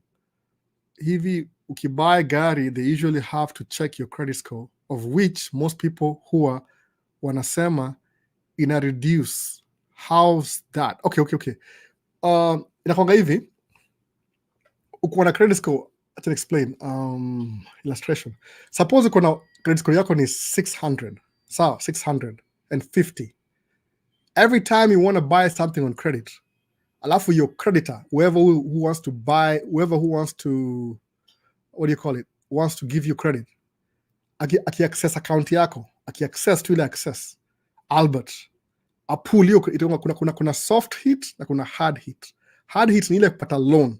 Soft hit ni ile tu kuiangalia, yani kama how is your credit doing? Phone gani uko na credit yangu hapa? Tenione. Naweza waonyesha kweli hata sijui. Teniangalia kama naweza waonyesha credit score, for example. Credit Karma. Kuna soft hit na hard hit. Sasa. So soft hit ni kama sema I'm inquiring right now. Mimi naangalia sahi right now. Unaona? Niki-inquire sahi credit score yangu ndio hiyo. Niki-inquire nini sijui kama kuna information, I don't know. Say okay, whatever. Siwezi onyesha, I'm not so sure. Sababu ni live. Labda ndio iko recording. So credit score, every time there's a hard hit, somebody has to pull your credit. A check, they want to give you a loan. Una lose points. Kwa nini? That's called a hard hit. Like you're inquiring. Why do they do that? Wanna discourage the next person. Suppose you need to have a credit of 1,657. Ndio ununue nyumba. Alafu wende kuinquire kununua nyumba leo. Or pull credit. You'll lose 3 points. Kwa nini 3 points? Kuonyesha the next person who comes to check that you were inquiring for credit yesterday. wanadoing hivyo kuavoid ile fraud somewhat. Juu unajua, so watu semanga hivi, utakubuy truck for example na uko na cash. Okay, hii ni game chafu, but ni game chafu kama unajua kile unadu. Nini credit ya truck kama ni ya business, you take 30 days before ionekane kwa, yani uko below the radar before ionekane. So if you have cash for example, kwa kusema maybe they need 20,000, you have 40,000, you want to buy 2 trucks at the same time. What are you going to do? Utachukua credit score, utaenda upull credit score yako hapa, ubuy truck, alafu one day, the next day uende upull hapa, ubuy truck. So ulikuwa 657, lose 3 points kuja 655. Alafu lose tena 2 points 653. But reduce points. What happens ni ile umeinquire, access credit, so you lose some points. That's why kana kununua gari. So ni musema, if you want to buy a car for example, kutumia credit score, utaki reduce. Decide kabisa, decide, okay, uende udrive gari, we test drive, umalizana naye kabisa, useme I want to buy this car. Then enda kwa bank, usiende kwa dealership. I mean, if you want to go to the dealership, kama unaanza kuna shida, sababu dealership au kupatia rate mbaya ndio kugonge. They have to. You're asking them to do what they're not supposed to do. You're asking them to sell you the car and find you financing. You'll pay for that. Enda kwa bank yako, kama umesha build relationship, they'll give you a check. Kuja na check, patia dealership. How much is a car? 20,000. Boop, 20,000. Upatie gari uende. So how many times was your credit pulled kwa bank? 1 time. But ukienda kwa dealership, waseme, oh, you want us to find you financing? Yes. Watainquire kwa 15 banks. So utakuwa na hit karibu 15 banks inquiry ya kununua 1 car. Kwa nini? They don't really care as long as they sell your car. They don't care, by the way. So musema, I don't want to buy from the dealership. Kama ni dealership, na check full kabisa, check ndio hii. Napatia check hivi, I walk away. Hata truck yangu ilikuwa hivyo. Nina kwa bank, nikapoa check, nikaenda kwa hiyo 5 minutes kunipatia key na kila kitu. So, wait, we're not doing, no. The truck is yours. Ushapatia pesa, what else? Next. Jamie, jina yake ni Jamie by the way. Mum shout out. Jamie ni Nas Trucking Roseville. Jamie. Takunua truck kama kwa Minnesota, enda uone Jamie. Mwambie Albert sent you. Albert and Heidi sent you. Sema hivyo. So tulikuwa wawili mimi na wife. So ukienda hivyo kwa bank upate nini, they won't even pull your credit 10 times. Ni 1 time. Unapoa pesa unamalizana naye. So avoid hiyo kitu unless you're getting started. Kawe ni mgeni umekam States, uko 2-3 years, you need to buy a car, uko na familia, do that. Alafu pia alternatively, kama uko married, wacha wife yako pull juu ya gari, wewe pull juu ya apartment. Yaani mna share. Muone hivyo na wife. Na mwachia moja na tuna divide, yani kwa sababu tuko 2 individuals. Hata kuna watu tumia watoi wao by the way kudu hivyo. But msema ya watoi ni umaskini kwa sababu you're messing up your kids credit before after 18. No. The only thing they require for credit score is social security number. That's why social security number is very important, by the way. It's tied to your credit. Anyway, tuendelee. We bado ongejea Chiefs hapa. Kansas Chiefs all the way. Wewe du wewe Edmond, sawa tu. Sawa tu. Najua kuna best yangu mmoja ni wa Chiefs mbaya sana. Okay, Nelson. Let me grab my notebook. I mean, okay, even the label. Baze, American football ni American religion. Kuna Aubin Ishimwa ni aje albo kuingilia. Ishimwa wende huko Kigali ama Aubin huko Kigali ama kitu hiyo. 250. Alafu kuna Ann Kimaru, hello Albert, hello. Alafu kuna Josh ni aje albo following. Tumefika hapa. Nataka kuangalia comments wacha nyuma kama kuna anything. Albert, is a freight broker successful compared to driving? Of course it is. Ni higher. Huko communication, huko implementation. Sitagusa mambo mob ya hiyo saa hii tutaanza story nyingine.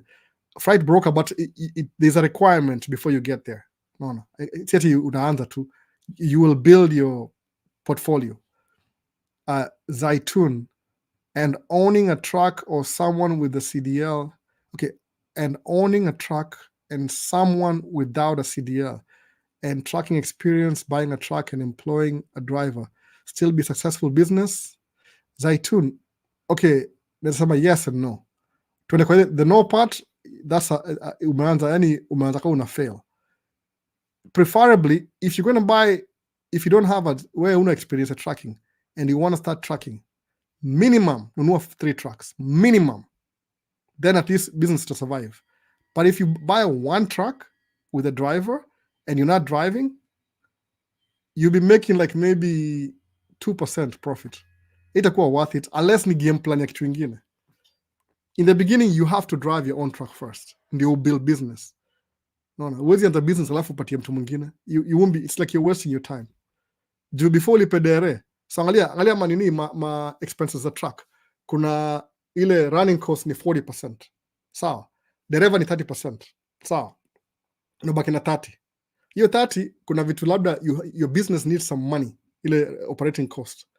Kitu kia ma repairs nini. So wewe utakuwa watu wengi tendency ukibaki na hiyo 30 au jilipa 30 directly. Alafu unaacha business account empty. Haina kitu yote, iko blank. Truck inapasua tire, iko sijui wapi.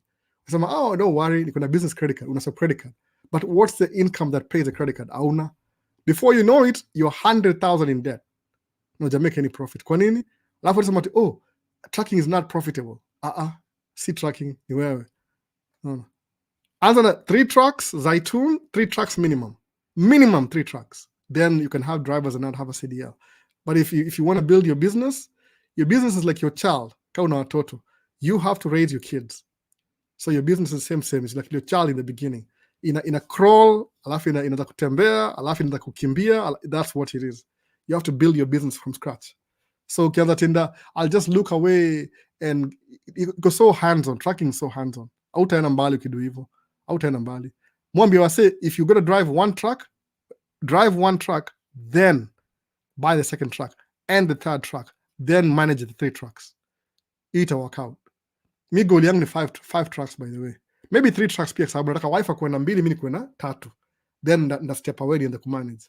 Alafu nikimanage bado ndajinyima because I want to grow to 10 trucks to 15 hivyo.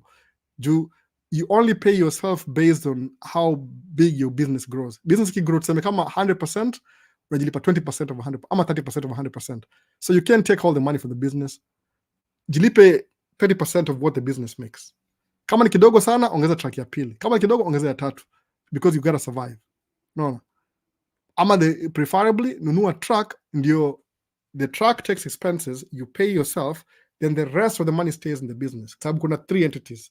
So if you're giving a driver, it's like kuna expenses, driver, na business. So what about you? The 4th person. The fourth wheel, you wouldn't make any money. So you have to steal from the 3rd, the business, and you survive. That's a business like it's going down. It's not even going up. Unless kuna job ingine, umanza investment na uvumilie. Game plan yako ni ile, I want 2 or 3 trucks down the lane. But preferably, endesha moja kwanza, alafu ndio build from that. It's a business, si joke. Next. Sorry. Uni Robert Minor tuned in from the UK. Tuambie mambo ya UK ni aje kama mnapoa malone pia. Alafu kuna Davis Financial. Unimsa Financial kwanza. Fantastic streaming. Your insight on budgeting and investment strategies are invaluable. Clear explanation makes complex financial concepts easy to grasp. Live from Kenya. Davis Financial. Huyu afanifundishe kwanza. Mimi niko random, I'm translating in my head as I go. Sababu hizi concept nazijua in English. Nisoma vitabu zangu ni English. Unaona hii si tabia English hii. English book. Rich Dad Poor Dad.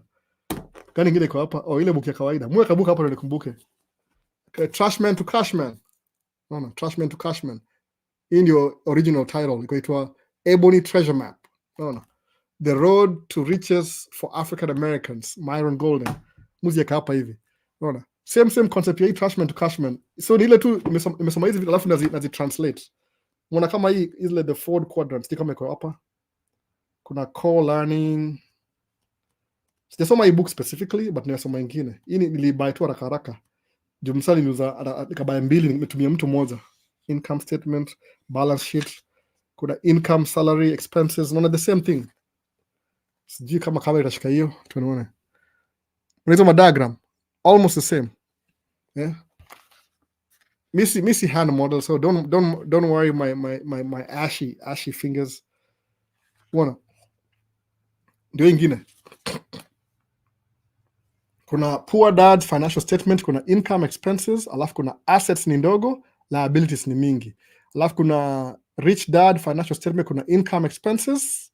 Income ni mingi, expenses ni ndogo, assets ni mingi, liabilities ni ndogo. Okay, look at my ashy fingers. Angalia hiyo diagram. This diagram right here. Hii hapa, hii. Angalia hiyo, unaona hiyo difference? Poor Dad, Rich Dad. Hope unaiona, sijui hapa naiona kidini. Mwana sasa ndio hiyo. So the same concept. Hii concept iko repeated na everybody. Ni ile tu diagrams different. Sababu kama the poor dad financials iko na income and expenses iko almost average. Income iko slightly bigger, alafu kwa assets iko ndogo, liabilities ni mingi. Rich dad, income iko big, expenses ndogo. Hii patia chini, hii quadrant, assets ni kubwa, liabilities ni ndogo. Mwana sasa? Hiyo ndio difference, rich dad, poor dad. The same concept. Nataka kuangalia diagram ndio uone. Assets, liability, asset, liability. Mwana? Same to hizi diagrams zina explain hata hii book. Ndakwa lost. So nile I'm trying to translate ndio watu waelewe. Hope you don't understand. Sijui hii sheng yangu mingi hii hata sijui kujiexplain. Ndio hivyo Davis Financial anasema hivyo. So that's what I'm trying to do. Probably you know what I'm saying if you know these concepts pia. Ziko practical hapa hivi. Alafu Amor Makame, here we go. Amor ni psych up sana. I appreciate sana by the way, Amor Makame. I really appreciate it. Nilitumianga email once, mazidi kwa nyuma na emails hata najioni huruma. Ni time mob. It takes me an hour to make a video. It takes me 4 hours to edit. Bado niko na watoi, niko na grocery shopping, I mean so many things. But it's okay. I'm just pushing myself ndio nizoee. Sababu intention yangu ni ile I stop driving truck and I can buy back my time so I can do the videos as much as I want. Drive para kama 5 trucks na kuna do video every day. Ndaanza hata labda nini class. Itakuwa ya bure kwanza, itakuwa ya bure. Uncle Lucas, you never know. Uncle Lucas akona picha Argentina. Alafu kuna CMG, Alboyo, I'm in. Hapa niko asema nini, kuna the truth mwenyewe niko ndani. Alafu kuna nani, kuna Edwin. Hapa niko break kidogo by the way, commercial break. Unaona? Hao ni wasa wana keep channel kuendelea. Lazima niweke jina zao hapo hivyo. Unaona? What's your take on HOAs? If I want to buy a home but HOA scares me. Thinking of places with HOA. Si tuna HOA hapa by the way. If you don't know, tuko na HOA. But HOA yetu ni kama stupid. We only pay $120 a year. So ni kama $10 a month. Unaona sasa? Alafu mu bring truck home. Once in a while mu bring truck home. Nikipewa job, ile job iko mbali na bring truck kwa driveway. I'm not supposed to do that, but I want somebody to come and ask me.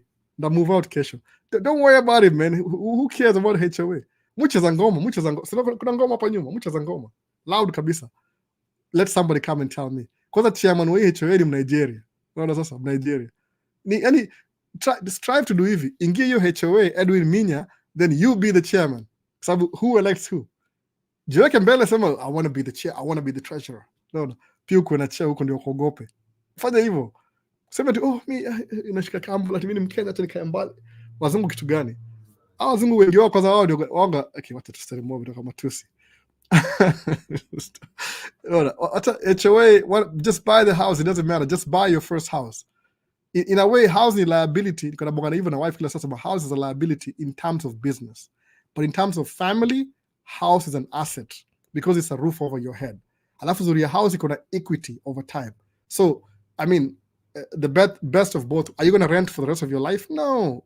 Chukua mortgage. Lipia mortgage ndio ukiuza hao at least uko na equity hapo ndani. Isikuwe tu ni hasara ulikuwa unalipa. You're paying somebody else. Kwa sababu ukirent, when you're renting a house, apartment, you're paying somebody else's mortgage. Naelewa sasa. Yani you're paying for your landlord's kids trust fund. So nunua hao maze, nunua hao. I used to be very skeptic pia. Ndio niko maskini. Bado mimi ni maskini. Technically, mimi ni maskini bado. Alafu, but I know what makes sense, what doesn't make sense. In terms of business, a house is a liability. But in terms of having a roof over your head and a family, it's an asset. Not an asset, but an asset, roof over your head, asset. Because you're not throwing away your money. You're paying down some mortgage over time. You know, my 2 cents. Buy how? Stop thinking about it. My first apartment kolipanga ngapi? $850. Okay, increase to $900. By the time they move out, liko $1,000. Alafu nikachukua ingine ilikuwa $1,200. Sema, will I ever afford $1,200? Nikailipa nikazoea. My next apartment ilikuwa $1,800. Toka $1,800, imagine fast forward mpaka $2,400. Ilikuwa how? Sai, mulipa how much? $2,800 your mortgage. It doesn't matter. Simwambia tu wife, these are just figures. No, ni figures too. Figures too. No. See, big deal. So Edwin, just buy the house, man. Regardless, HOA. Hizo ni details hizo. If you don't like it, you just move out after 2-3 years. No, I'm ingia huko upatie hard time. That's but the Edwin Morgan, I don't care attitude in a way. Because anasumbua kitambo siku hizi, I don't really give a ile whatever. No, kuna ile book itonga How Not to Give an F. Your book. Pia nilisoma. Sikafasema, who's this guy? How dare you have a title like this? Niko na argue na Kuzo, alafu akanitumia hiyo book kuninyamazisha. Nikasema, you crazy guy. Nikasoma hiyo book. Oh, man, I'm glad I read that. How Not to Give an F. Najua hiyo book. Buy how? Kuna nani hapa? Kuna Martinez Maina. Martinez in last name, by the way. Why do you have ulikolonialize na Spanish? Na joke tu, by the way. Najua kuna jina mob. Tuko hapa hivi siku hizi, mimi najua hizo majina. Kuna majina kuna jina first name na last name. So kama wewe ni Mkenya na kuna jina your first name ni last name kwa Kingoso, that means that guy owned you. Something like that. Hiyo ndio slavery hapa hivi. Kuna mtu kama Washington, inamaanisha wewe ulikuwa slave wa Washington. Your great grandfather alikuwa. That's what these names. So Martinez ni last name. Martinez. No. Hata kuna exactly najua ito Martinez. Ni dem kwanza. Ni jina yake anyway. I'm just kidding. Amesema tuned in from Kenya. I'm sorry. Alafu kuna Edwin Kim. Na make jokes on my name, by the way. Don't take it seriously. I'm just having fun. See, nothing offensive. It's just I'm having a commercial break. Okay. You guys keep this channel running. I have to mention you. So kuna Hi Kim from Poland hapa. Niko hapa na notebook ndio utuchanue. I do love the American football. Kwanza ile college football. Thanks a lot for giving us your time. It really means a lot to some of us here. Edwin Kim, niandikia email bado niambie how Poland is. Mimi nakwambia kwa YouTuber, you to show you place vile inakaa. Musema hivyo, but if you kama wewe ni Mkenya, you're somewhere out there, I mean, uko vlog maze. Okay, don't even do it for subscribers. And that's about this is for Maisha States. This is my city. This is where I live. Ndabambika. Ama unitumia video ni show asante sema huyu ni Edwin Kim toka Poland. No. Vlogging mimi nimekuwa siku hizi I have a little bit more confidence than before nianze. Ilikuwa hard. Nianza kama nakaa pale hivyo man cave the other side of the room. So man, Poland, I've never been there. I will one day. But vlog, onyesha watu hapa tunakaa. Kama Daniel Lani Muli. Onyesha wase. Just go with your cell phone. Sema tu, this is the city headquarters. This is the highway, blah, blah, blah. I stay here. Evil. The weather is like, tujue tu, kamtembelea tukutafute. Nashukuru pia, Edwin Kim. More excited by that. When somebody's out there, Malisdayenda, I feel like I'm closer to. No. Sama, at least kuna Mkenya huko. Understand. Because doing a drive truck, naingia mahali huko Pennsylvania huko hivyo Mauchaocha, Yankee Town. Nashuka hivi naingia McDonald's, I'm the only black guy. Nasema, I'm going to be here for 24 hours. Whew. Nashinda kulala, Mungu anisaidie. No. Anyway. For another day. Okay, following. How is running a truck business? Are the business principles applicable to other businesses? Samuel Ombura. Exactly the same thing. Business is business. The same way you run your whatever business. Me, ile tu, my example is trucking because I've been doing it for what? Leo ni birthday yangu 17th year in America. 17 years in America. Nimeanza trucking my 2 years in. So nimedo trucking 15 years straight. Ilikuwa kaa business maybe kwa hiyo 15 maybe kama proper business to -3, so 12 years in business proper kabisa ile na LLC. Before that ilikuwa sole proprietorship. So it's the same as any business, by the way. It's the same. You know, to me, I'm using tracking sabu, that's what I'm familiar with. But business and business in the same. These principles at a life in the same, everything the same. Selflessness. The way you run your business is the way you raise your kids. It's the way you interact with your community. It's the same thing, principles. Selflessness. You put others first. Kama uko na biashara ya hoteli, what makes people come to your hotel ni how you make your food. Hospitality. Selflessness. No. Selflessness, you'll have more clients. Kama unauza products, good product, itauza more. So, yani business is a lifestyle. See, it's not just something on the side. I can be a jackass here, then I am doing business. It reflect. It's not crisscross. It's the same thing. Become a life. Sasa, Samuel Ombura, same business concept. If you're running a business, let most of your money go to the business first. Build the business. Then the business will build you later. But you have to build the business because who else is going to do it? Ukiwachiwa business na paros wako kusema kama ile inheritance, 9 times out of 10 utaua your business because you don't know how it started. Unless your business ikona ni fulani level fulani, you can't crack it. Iko so uptight ile uwezi crack. That's my intention. I want to be a businessman ile watoto wangu ndio wa benefit. Hata kama mimi sitakuwa millionaire, au atakuwa millionaire. That's my goal. No. Ni selflessness bado. Sababu nimegundua business ni game chafu. It's a hard game to play. Si rahisi tu hivyo. Maybe I make it look easy. Okay, it's easy. By the way, it's very easy. Oof, very easy. No. But it's not that easy. Kuna seriousness kiasi. You do it so many times, it becomes a routine. It's very easy. It's like ile inakuingia kwa damu. Unakuwa tu, that's how you think, that's how you do things. Sasa, nilimis nani mwingine? Okay, hapa nani? Vincent. Asema, for example, if you're a new DV winner, immediately you come to the States, how long will it take for you to have a good credit score and access credit? If you're a new immigrant, nishaongea kwa video nyingine before, nakumbuka sana niongea kitu. Labda iko na make sense na repeat tena.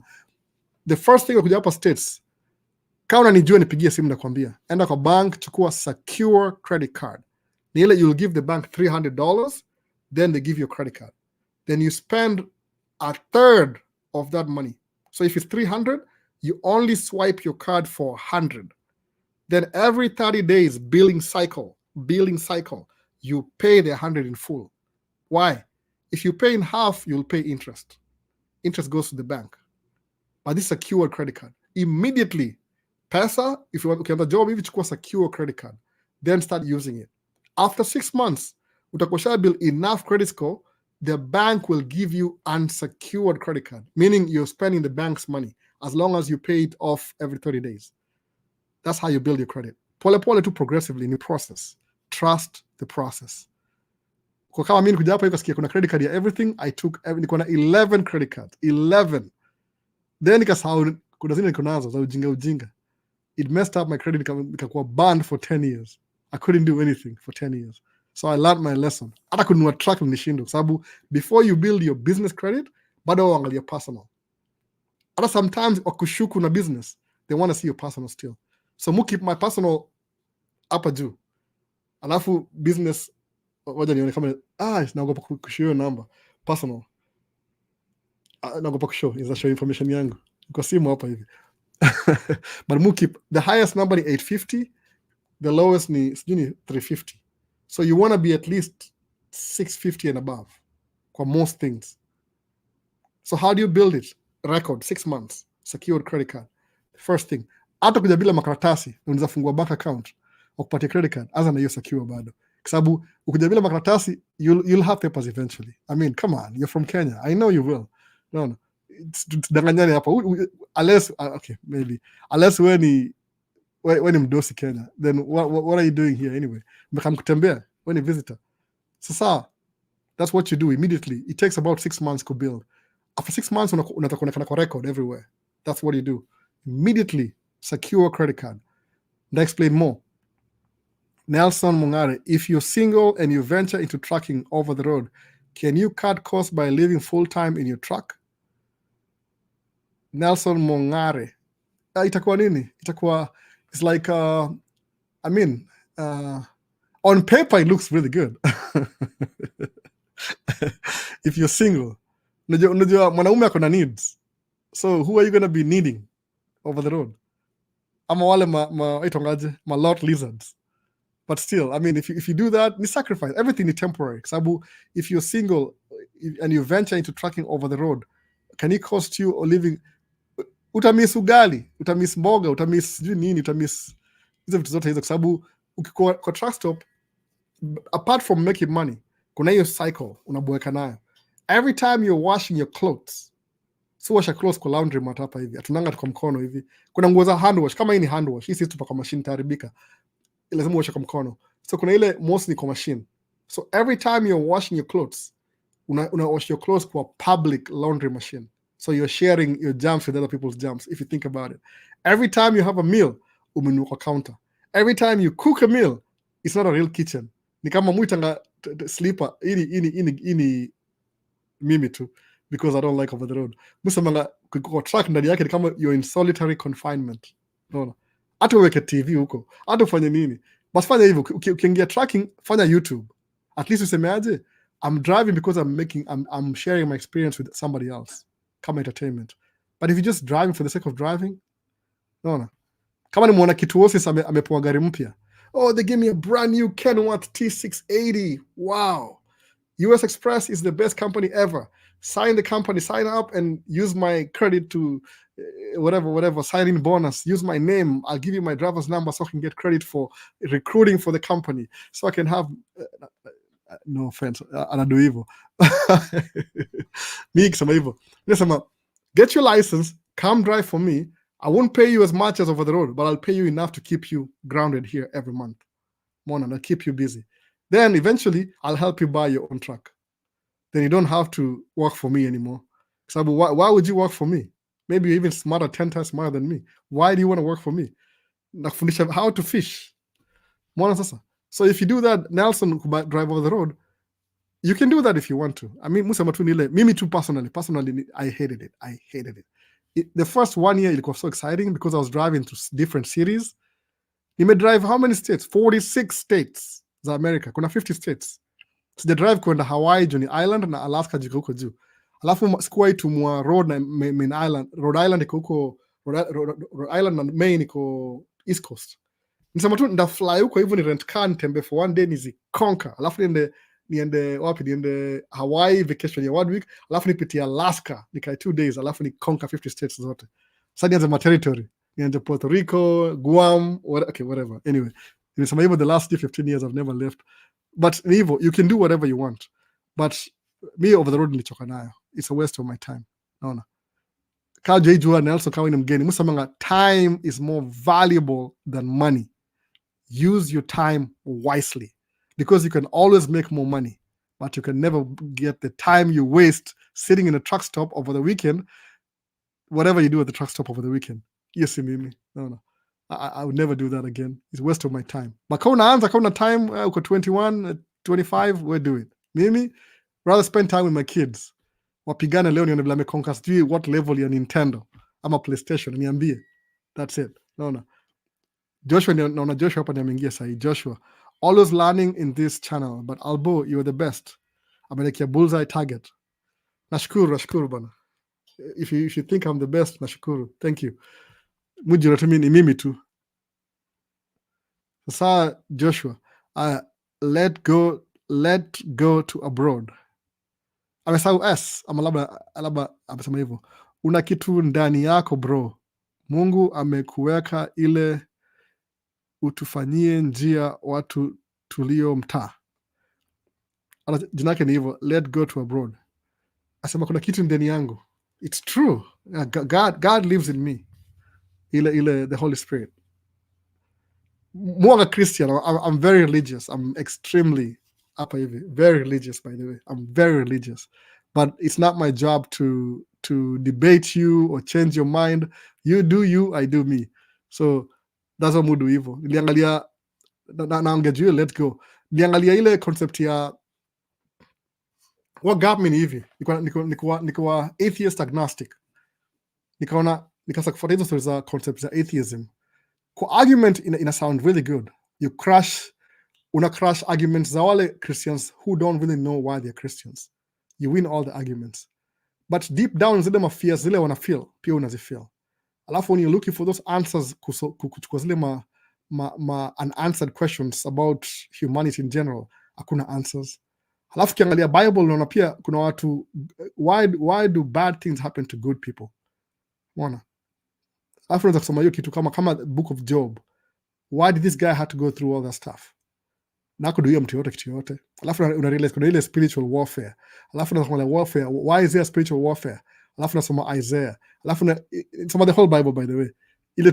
Ile curiosity. Nobody pushed me to. I did it.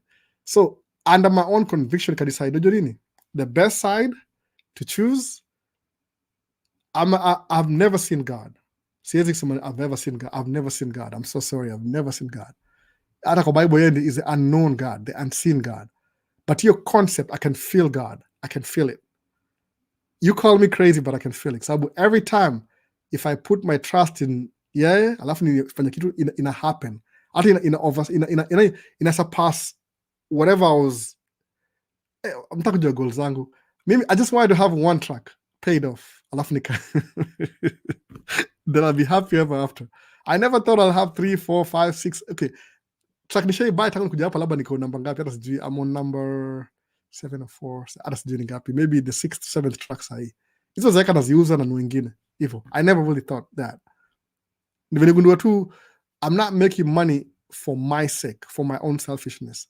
I'm making money to help others. You put yourself in a position ndio kuwe able kusaidia watu wengi. Sometimes kuna watu niomba do sahi. Kama kuna watu wananiambia, "Oh, I'll nitumie pesa hii."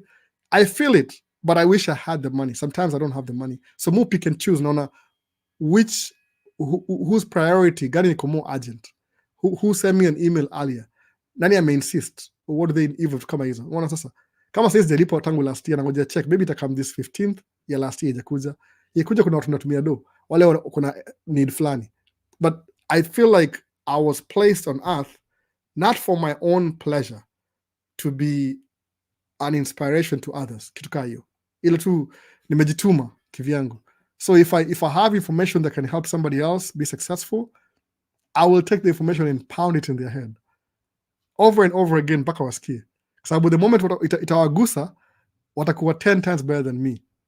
Not only me, wata influence watu wengine kama 50 wengine. So if I only get to be the piece that got them to make that progress move into your influence to 50, that's good enough for me. That's why your selflessness in the mugo nae, the selflessness. Watu wengi wa selfish. The principle of Christianity, mkini allow to niongee my personal ka 1 minute hivi, ni hiyo concept ya selflessness. Sababu being an atheist ni selfishness. Utakujua how selfish people are, kuja America ndio uone. Watu ishi binafsi. Kama neighbor wetu wa huku.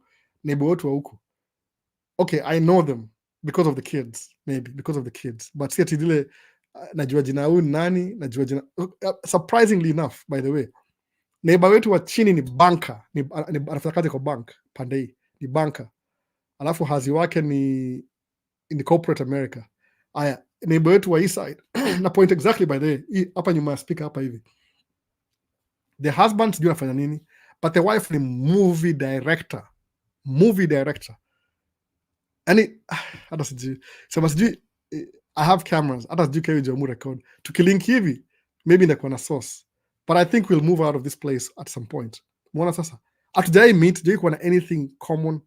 Ni wazungu, wote ni wazungu both. So ni watu cheza pamoja hivi, hizi ma Halloween, vitu kaa hizo. That's it. Naona. Mtoiwana kama hapa, tunaenda huko, that's it. Labda akanaogopa sio kwa sababu ndio mtu yeye ataka kujua watu hii people they teach you to be racist. Naongea vitu more, but get the point. Kuna selflessness. You don't exist for your own good. You exist for the good of others. So if somebody akifuata hii message, achukue cruise ship, akama America, alasi lazima wawe mzungu, apate mtu amuoe hapa hivi, ampatie makaratasi, akuwe raia hapa hivi, and the business, akumbuke hii mambo ya Maisha States tunaongea hapa hii discussion kila siku, kila weekend, kila Sunday. Alafu do something about your life uko millionaire. How many people's lives have you changed by that move that you made? Wachana wewe peke yako, kwa sababu I guarantee hata wewe mwenyewe utakuwa na hiyo benefit. Unaona? Mimi I drive an Audi, na sijui all gears a camera. Niko na speaker hapa DJ, hata sijaigo sasa tangu last year sijaigo sa DJ. Ziko hapa nyuma speaker kila kitu. Niko na everything, subwoofer iko hapa chini, subwoofer, kuna speaker mbili, kuna mixer, kuna microphone ngapi, niko na blend. Hii ni black, hii ni black, hii ni black. Yaani na match kila kitu. Unaona? Did I ever think na isi ati ni peke yangu ati I'm just show off. You do good to people, some goodness follows you. Unaona, hiyo ndio selflessness. But you let go abroad. That's why it's very important to make a move. It's not only for you. Kama mimi najua watu wangu na watu wa brother yangu na watu wa sister yangu na watu wote watakuwa millionaire. Wote. Kwa sababu ndio wa influence. Kwa sababu they'll see me. If uncle is doing this and this and that, why can't I do this and this and that? Mbona hata wananijua poa sana ma niece na ma nephew. Mbona sasa? Nisema hivi, let go abroad. Mimi family mzima iko hapa by the all my family members wako hapa. So nisema if I'm done with the family, rich family, sasa ningie kwa familia Maisha States. Mtu ajui information achukue, do something with it. Naona. Kama ni Mkristo, Christianity is not about praying to God to give you what you want. You ni beggar, you're begging God to give you something that He's already given you already. Ukuna brains. Unaona? You don't have faith in action. Imekota more than, oh my goodness. Tuendelee. I mean keep up with for a long time. But that's the point. Selflessness ndio nini? Selflessness. Hakuna competition by the way. Oh, nimefungua duka sijui taki hakuna competition by the way. Ni ile labda hiyo mambo ya Kenya umaskini na fanya watu na competition. Kwa sababu niandike kitu chini. Unajua hivi, kuna vitu mbili hapa hivi, watu sema hivi, if zile vitu zofanya mtu usisucceed ni hivi. You always dwell on things you cannot control. Sawa? Unaongea juu Ruto, sijui aliiba pesa, sijui whatever man, who doesn't care. Ukienda uongea na Ruto vizuri kabisa kwambia story yake personally. Mimi naongea juu ni president wangu pia. Mimi bado Mkenya.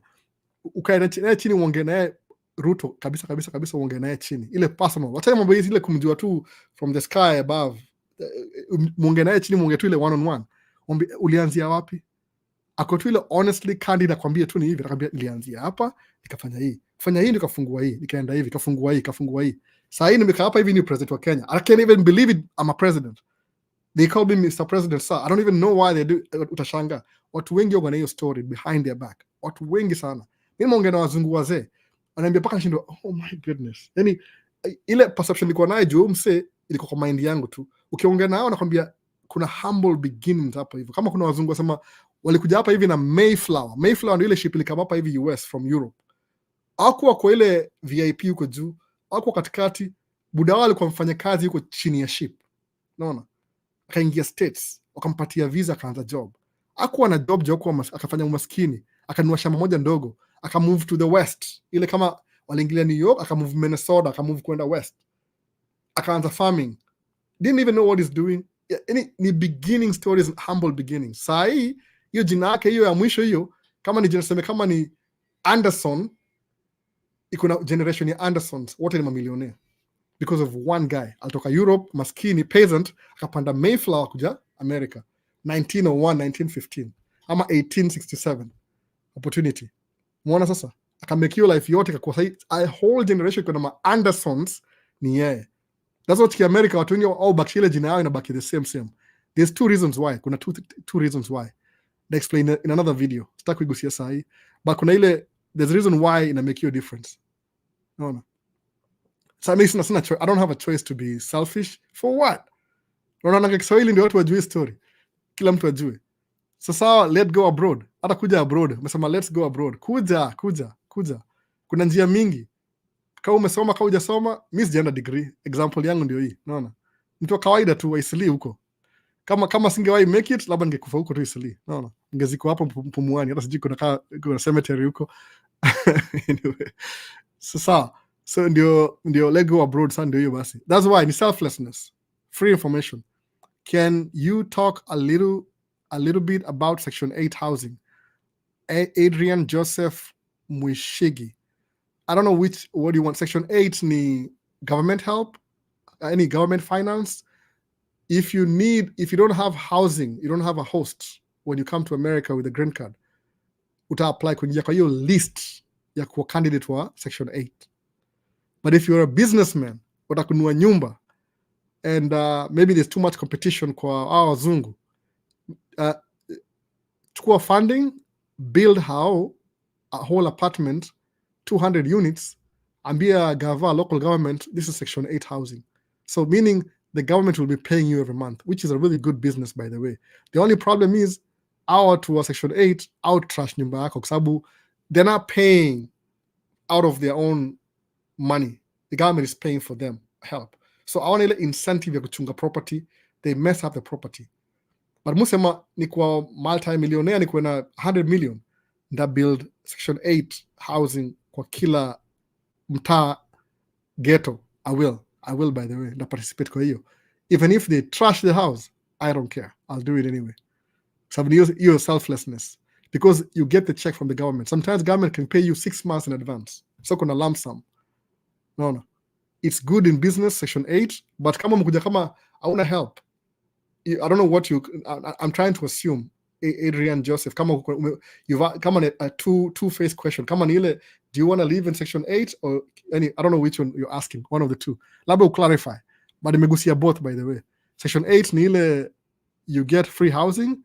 From a business perspective, if you're the landlord, the government pays you. Those two. But those guys will trash your house. If you can deal with that, I will do that. I will do that, definitely. Maybe after my first investment across section 8. Kwa nini? Tasaidia watu wala, people who look like me. Alafu ndaanza ma social work hapo hivyo ndani nitafute kama outreach. My plan anyway. Siongea sana nisikizwe. Kuna changamoto gani ya kutuma pesa na kuweka nyumbani? Kuna limit ya kutuma hela back home? Maximilian Ngoya, Kiswahili sanifu, ila bado Mtanzania ama Mcoast. Changamoto, hata sijui namaanisha changamoto. Mtu wa shamba liko hapo Kizungu, hapo Kiswahili. Kuna, I think limit, I think ni 9,999 is a tuma. If you tuma over 10,000, I have to check, but kitu kaa hiyo. Kuna nini?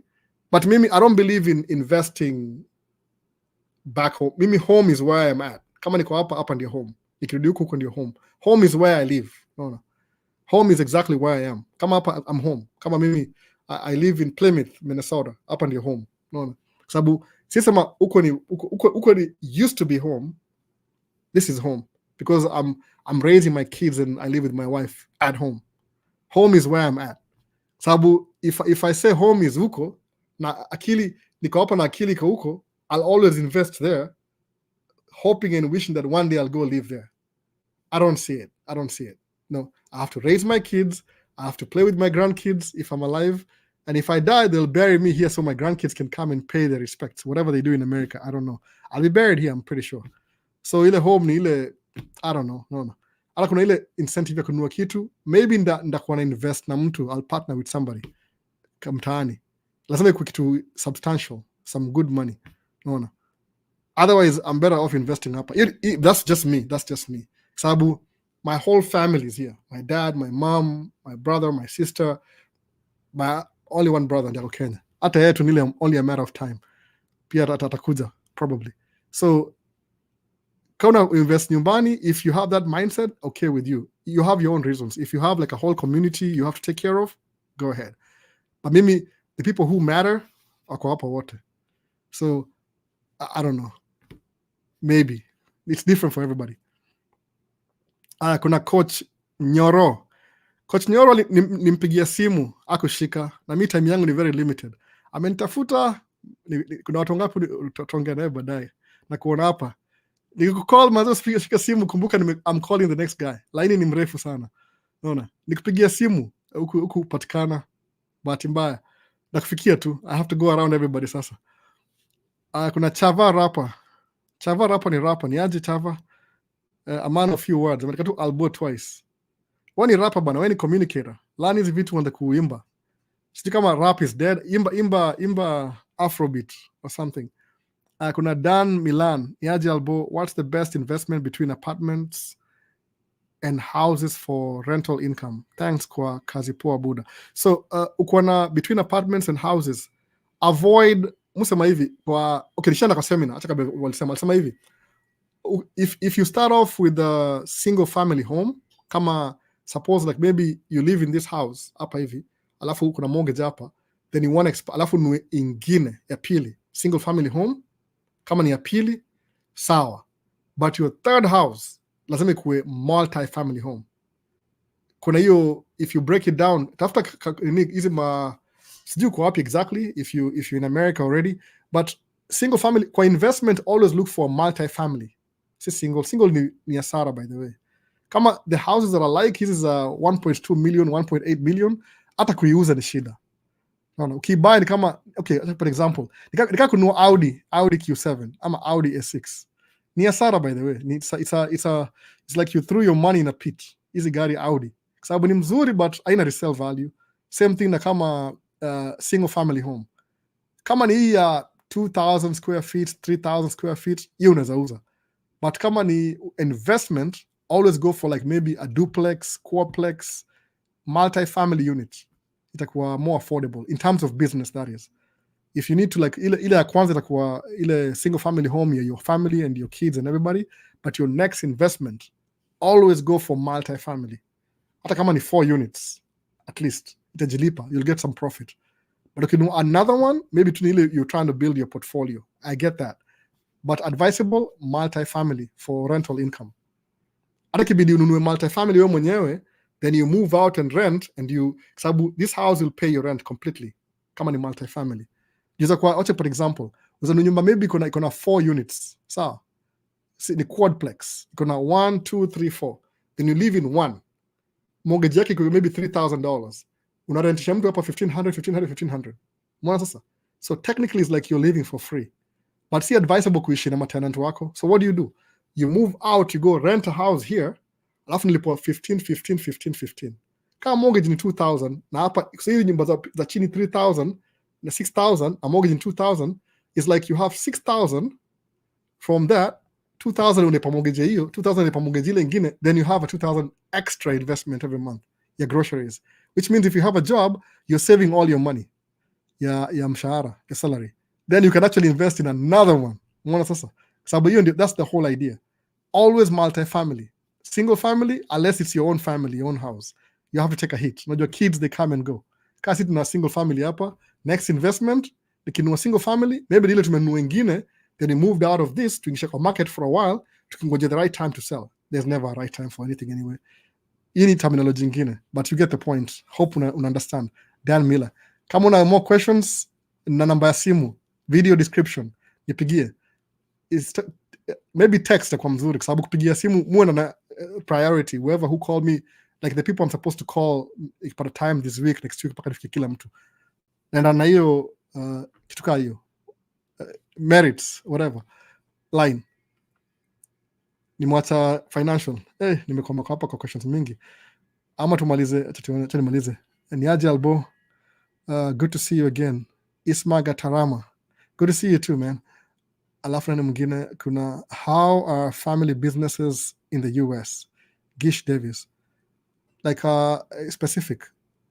Kuna naweza pushia kwa next na kwambia explain you family business. Kuna kitu na plan, nimeandika chini na plan for the next time. Kuna family business, the way it works in family. They onge maybe in 2-3 videos from today. If I'll still be alive. If I die, then I'm sorry. Inaitwa tafuta kitu inaitwa family trust. Hiyo ndio, kumbuka hiyo kitu word. Hold on to that word. Gish Davis, family trust. Unafungua trust, family trust. Nimetaka kwambia mbuyu tufungue yetu, anakataa kusikia. Shauri yake. Nafungua tu mimi peke yangu, na mimi ndio kwa kwanza first generation. Anyway, Alego, wachana na hiyo Vikings jersey. Man, I bleed purple. I bleed purple. Unasema nini wewe? Mimi ni Minnesota damu. Damu yangu ni purple. Hii ni royalty by the way, the Vikings. Mpaka washa win once mara moja. Mimi hata sijali mambo ya Chiefs. I live here. Unaona? Mimi ni mswa Timberwolves, Twins, Vikings na ice hockey inaitwaje, nimesahau nao. I'm thinking too fast. Kuna Saints na kuna hao wengine, whatever. Excel Energy. Unaona? Hii ndio Super Bowl yangu mimi. American religion. Hii ni jokes, hii ni inside joke. Michael Komwiswa. Fiti sana Albo, always watching from Uganda. Uganda kwanza bana, sijui mtu Uganda. Karibu sana Michael. I've never seen any comment from Uganda by the way. Sijui ama nimemiss mtu, sijui, I don't know. Isma Gatarama, please tell me the people who are hosting the green card win. Please tell me the people who are hosting the green card win.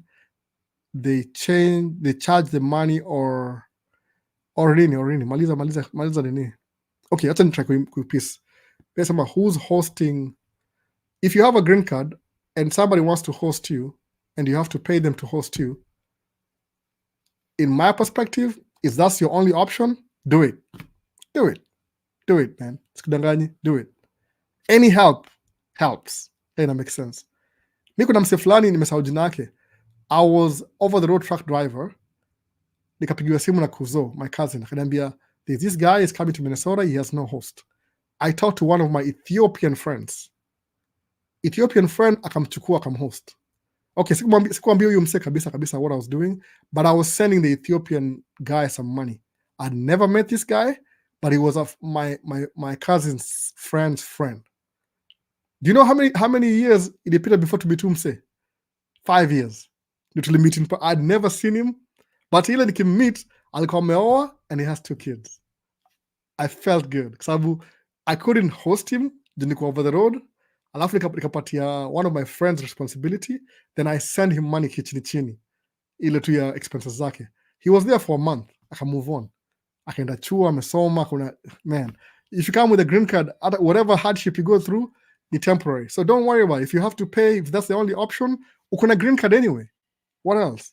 Green card ni immigrant visa from day one. Kama mimi no. Kama ningekuwa na akili kidogo ningekuwa hata mbali kuliko sahi, but it's okay. Sometimes some people have to experience these things so that others behind me, after me, don't have to. So kuna ile Adriana Joseph Mwingi, Section 8 as a business venture, tenants, vetting and inspections. Oh, don't get you a business. Same thing. Okay, in the process, by the way, but I'm looking forward to that, by the way. Mimi kama a disruptor in a way. If you're able to do it, just do it. Sababu musema hivi, the same thing nimeanza Maisha States naongea business principles in Swahili. If I get a chance, if I get a little bit more money, watu natafuta wa kwanza kabisa ni people who look like me. Kwanza. It's okay, si kwa bias, by the way. Si kwa biased, si kwa nini. Ni wale wale wamekuwa neglected. No. Hiyo ndio yani, inua wale wako the lowest kabisa ndio unawainua. Principle ya selflessness. Anza na the lowest people kwanza, alafu wainue. Alafu ukipata mtu yote hapa in between utamuinua pia, sababu ulianza yule wa chini. That's the whole idea. So me hata kama ni venting, even if I'm losing money and I have a Section 8, they are trashing the nini, ndaibomoa ni jina nyingine tena, as long as I have money. Kwa nini? Selflessness will go a long way than selfishness. Sababu watu wengine, capitalism in America, people make money, they tend to be selfish. Kuna a level of selfishness required to build your income. I get that. Lakini always remember your selflessness. Don't donate money because it gives you tax breaks. Donate money because it actually helps somebody. Mwana, hiyo ndio difference. Kuwa na ile roho ya kiutu. Sababu money ni money, object tu. Kumbuka the most valuable resource, si money, ni time. Time is more valuable than money. You can always make more money, but you'll never get back the time you've lost. So musema hivyo, if I have an opportunity, I'm helping the lowest kabisa. Na kwa every city that I go to, the people who are the lowest are people who look like me. So ndaanza na huu Section 8, that's where everybody's running this way, I'm going that way. Profit, come on. Profit yangu hata kama si monetary, nina fulfill, it's much better than monetary gain. Saa zingine unaona, but again sisemi ati run down your business while helping people. Business pia iko na lifeline yake, you have to take care of the business. Tumia tu ile logic.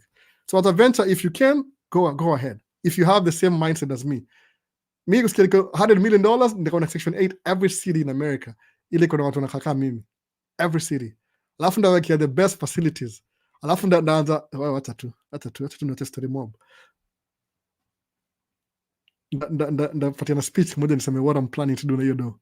Following you live from South Africa. Kuna Gideon hapa South Africa, thanks for the content. Leo kuna wase from everywhere, appreciate it man. South Africa, no sijini sangapi huko hivyo, watu wako chini, down under. Gideon mazee, ongea bana, ongea, tuonyeshe huko, piga hata picha. No, I've never been there. What advice can you give to a 22-year-old self? Leon Shooks. 22-year-old self, where was I? I was in college, I was working. I don't know, man. It's like, kwangu ni, people ask these questions, but I am who I am. I had to experience what I experienced to be where I'm at right now. No. My past formed my future. The decisions I made then became me today. So 22 self, I didn't really know much. I was not even in America. Kama niko 27 up America, 27, 28 up even. So 22 self, I still wanted to come to America. I don't know what I would do, man. But I think time yangu. I don't think I regret anything. Every experience, heartbreaks that I've gone through, that's okay. That's what made me become who I am today. That's my uniqueness. No. You are the only you possible. Any experience you go through forms you in your own way. So you see the generic, if I was 22, no. If I'm not a millionaire, I'll be a millionaire. If I'm not a millionaire, multi-millionaire, my kids are going to be billionaire. If my kids are not millionaire, my kids, somebody will. No, somebody will. Doesn't matter. Na si ile selflessness all the way. before I die, I'll make sure I set down some things in a make sure that happens. Everybody uses that. Nafikiria kitu kwa kitu basta kuongea itaenda. Hii break imeenda mbali sana. Tumeenda 2 hours in. So recap, how many questions to go? Kama 3 to go. Ndio hiyo sema hiyo 22 self, nothing has really changed. My experience, 45-year-old, 46 this year, I don't regret anything. Everything I did, every mistakes I made, I've become that person because of the mistakes. That's why I'm who I am today. So I don't think I'll do anything different. I'll probably just keep learning. But if you're 22 right now, if you Leon Sharks, you're 22 itself, oh man, I want you to be a millionaire before you're 30. Multi-millionaire US dollars before you're 30. If it doesn't make any sense, do whatever it takes. Legally, not illegally. Illegally is very easy, but you'll end up in jail. Legally, multi-millionaire by 30. 5 years imetosha. 5 years is enough to make you a multi-millionaire. 5 years. To surpass your first million in 3 years. There's so many things you can do. You have no idea. I know them, but time is running out for me. The best I can do ni live stream kupatia wase the things I read in these books. No, Rich Dad, Poor Dad, and all that stuff. Sasa, tunafikisha hapa chini alafu turudi kwa summary ya leo. Kuna nimefika wapi? Niko kwa Leon, alafu kuna semani hapa hivi. I'm in Kenya, so maybe you assist. Adrian Joseph Mwishigi. If you have resources, sababu, I don't know, we have to talk. Nitafute kwa man, sema ni call, hata sasa nasema call imekuwa mingi sana sababu kuna watu, some calls I haven't returned yet. Imekuwa too busy. Sometimes nafikiri next week itakuwa free, then we end up being so busy. Like the last 2 weeks, I've been working on site. Siendi hata kwa barabara. So on site you have to pay attention. Kwa barabara at least you leave the site, you go, you come back. I can call people in between. But nasema tu, try and get in touch with me, Adriana Joseph, tuongee. You can be possibilities. This is what you can do. This is what you can do. If you have more money, if you can invest, you can do that too. I'll help you out. Just give me a cut. Cut yangu is very small. I'd rather you get rich before I do. No. Yangu tu ni ile for my time. Maybe. Aya, Ninja G, namuona leo. I think book your job is a parable. Yeah, Ninja G, whatever it is, kama, I think I'll be one of my biggest influence, Ninja G. See parable per se kabisa. You can say it's a parable. But kumbuka, Job himself did not write that book. Somebody else did. Unaelewa? Alafu huyu ni Ninja G. Akona na feel mali natoka hata mimi I used to say that. Sababu I would look for things to criticize what I think is not that thing because it makes me really comfortable. Alafu na win arguments and everything. Okay, let me give you an example. Ninja G, get this book, right? Intawaje? Camera ndio hapa hivi. Rich Dad, Poor Dad. Sawa. This is a book. Who wrote the book? Robert Kiyosaki. Is this guy alive? He's very alive, right? This is a book, right? Was this guy born with this book? Nope. His dad was broke. Not so broke, by the way. He had money. Angalia this guy here, Myron Golden. No. It's a book. Jinake Nani, the Ebony Treasure Map, Road to Riches for African Americans. Sawa, ndio hii. Kuna ingine hata sijaisoma. Hii mse ni religion huyu. Huyu ni muhindi, MD, daktari hapa. Ito cross examine. I was going to read this book niwaambie kitu fulani but switch. So these are books people write. Sawa. If you read these books, hata kama ni fiction, hata kama ni nini, the book is based on a human experience. Sawa. A human experience. So what's more important? Ni ku criticize the writer or the style or the whatever, or get the concept in the book that will help you live your life now. Suppose the book of Job ni parable. And I don't even care what it is. Some guy was doing this and this and that. Then when he's doing this and this and that, somebody tried to, okay, you'll make me go to that book, sahi. Acha ni hold your thought kwanza. That's one of my best books to explain, by the way. Sababu you explain exactly why the good things happen to bad people. Let's explain deeper, but wasata kwa switched off. Tuende hivi ndarudi kwa hiyo ni yako haraka tuanzie chini kwa sababu nataka kurudi kwa ile summary ya business. Total relaxation asemaje ni aje albo ni Ivan hapa. Unaweza jua anything about box truck business? Sijui sana, but one of my friends akona box truck, you do trucking. I think you make money, but you don't make as much money as construction. Yetu. Sababu box truck you always work for somebody. But everything iko specification. Lazima ukuwe mtu it's good, but I mean, it's up to you. The people who make money, everything is skill yako, skill level is determined. Alafu kuna Ahmedia Abdullahi, if you want an Uber Eats driver, what do you need? Uber Eats driver, you just need a driver's license and your own personal car. Alafu na sign up kwa app. I used to have it. I used to do Uber. Nikawachana nayo. Siku hizi mimi ni passenger. I'm not a ni app too. You need a car, insurance, and what do they need? Your insurance and your car. You just the app. That's all you need, a car, just a car. Then they'll send you everything on the app. You go pick up the food, you deliver it, you get paid. Very easy hapo hivyo. Alafu kuna it's 22:14 hapa South Africa. Hiyo ni saa ngapi? Saa 2, an hour behind Kenya. Wow, hata sikuwa najua ni hour behind. I thought it was ahead. Which city in South Africa, Gideon? Alafu kuna Baling Station, road to 10K. Continue with the selflessness. You're always oozing with wisdom. I appreciate the 10K. Actually, the reason why I want to get to 10K, I just want to give away one of my cameras and some things that I have laying around. The milestone, basically. And I'm not the one who will do it. You guys will. No, see me. The numbers. It's a numbers game. No. I appreciate it because, but more important, I want to give away some camera. Nimekaa naye sana. No. Alafu kuna Obijan tuning from Doha, Qatar. Great job, Albo.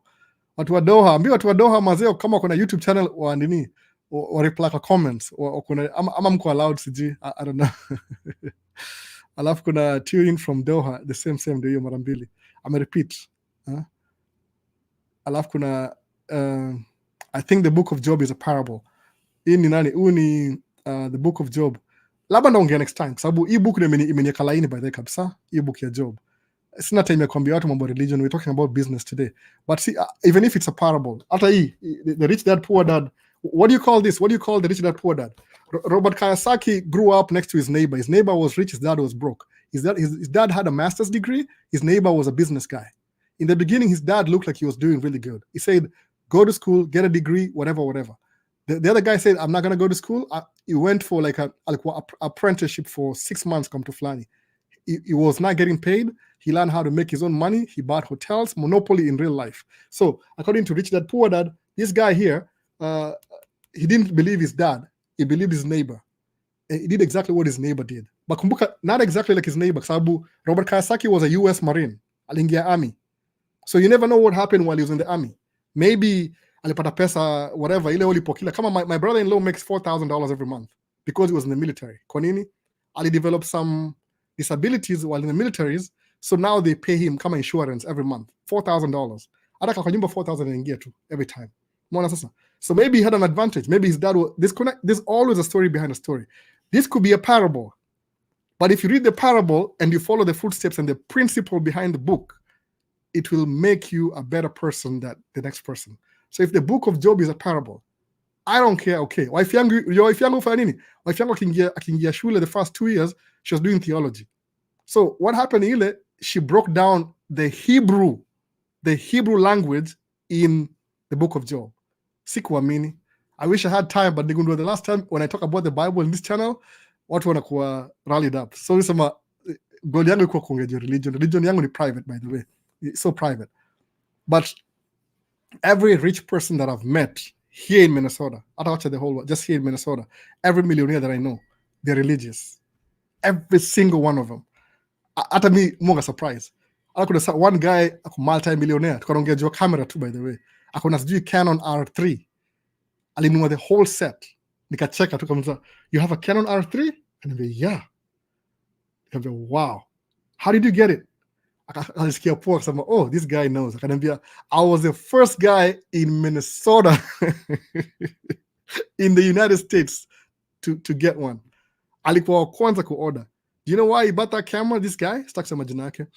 Because you're gonna bad watching. Sijui tunga bad watching. So lens zake ni zile kubwa zile mazoom. Ile kama 60 to 120 unaongeza inakuwa 120 focal length. Unaona sasa? Ali buy the whole set. R3 ni $7,000. The body alone. Ukiongeza ma lens ni kama $30,000 altogether. If you want to have a good Canon camera, ya tu wale photography na kila kitu, R3 ndio camera.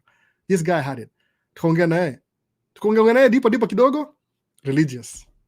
I didn't know. I did not know. You religious? Yeah, I did not know. Wakasema the only difference in them to religious when they are doing business, they don't bring their religion in business. Wanawacha kwa mlango. But everything that guides them religious. Everybody rich and religious.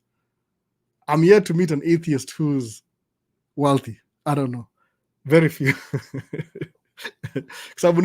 There's something that happens to you when you're a human being and you make so much money, you can even buy a country. Hapo unaanza feel insecure because you know you're just like everybody else. Nothing really makes you special. Ukiangalia Elon Musk akibuild Tesla, aliishi kwa mobile home next to his factory. Kwa nini? He wanted to be close to the factory and make sure job inafanyika. That's how paranoid he is. Ukijiuliza, should a billionaire live next to his factory? Most people will say he's being crazy. But how crazy is he? When $1 billion, you have to be a little bit crazy. Mwona sasa. So if the book of Job ni parable, I don't really care whether it's a parable. Is there a principle behind it? Why do bad things happen to good people? Hiyo ndio swali ya the book of Job. Alafu wache tu hapa, alafu enda usome, alafu uone. Utaniambia wewe mwenyewe what it says. Ukitaka kama understand, soma mara ya kwanza, enda chukue Hebrew, uanze break down na Hebrew. Sababu kuna hata kusomea ya English version for the first time, utashangaa. Sababu watu wengi mostly wanaangalia hivi, because somebody says something about something, I'll believe them because they said so. And niangalie mimi, what do? I'll believe you 30%. Then I'll go find out if you're really, really honest and truth about it. If you're not, I'm sorry. I'm sorry, man. Nabaki na principle yangu kuachia yako. Sababu everybody can be wrong. I could be wrong too. Lakini mimi nisema tu hii book ya Job, I believe is the first book in the Bible chronologically. Achana Genesis. Tuka Bible hivi chronologically, Job ndio the first book. Boom. You understand the book of Job, you understand the whole Bible. That's it. No. It's a microcosm of the Bible. The whole story. The whole big meta kama Facebook. At least kuna hiyo jina. I knew meta before the Facebook ikuwe meta. Why are they calling themselves meta? Because meta ni ile the whole story, the big picture.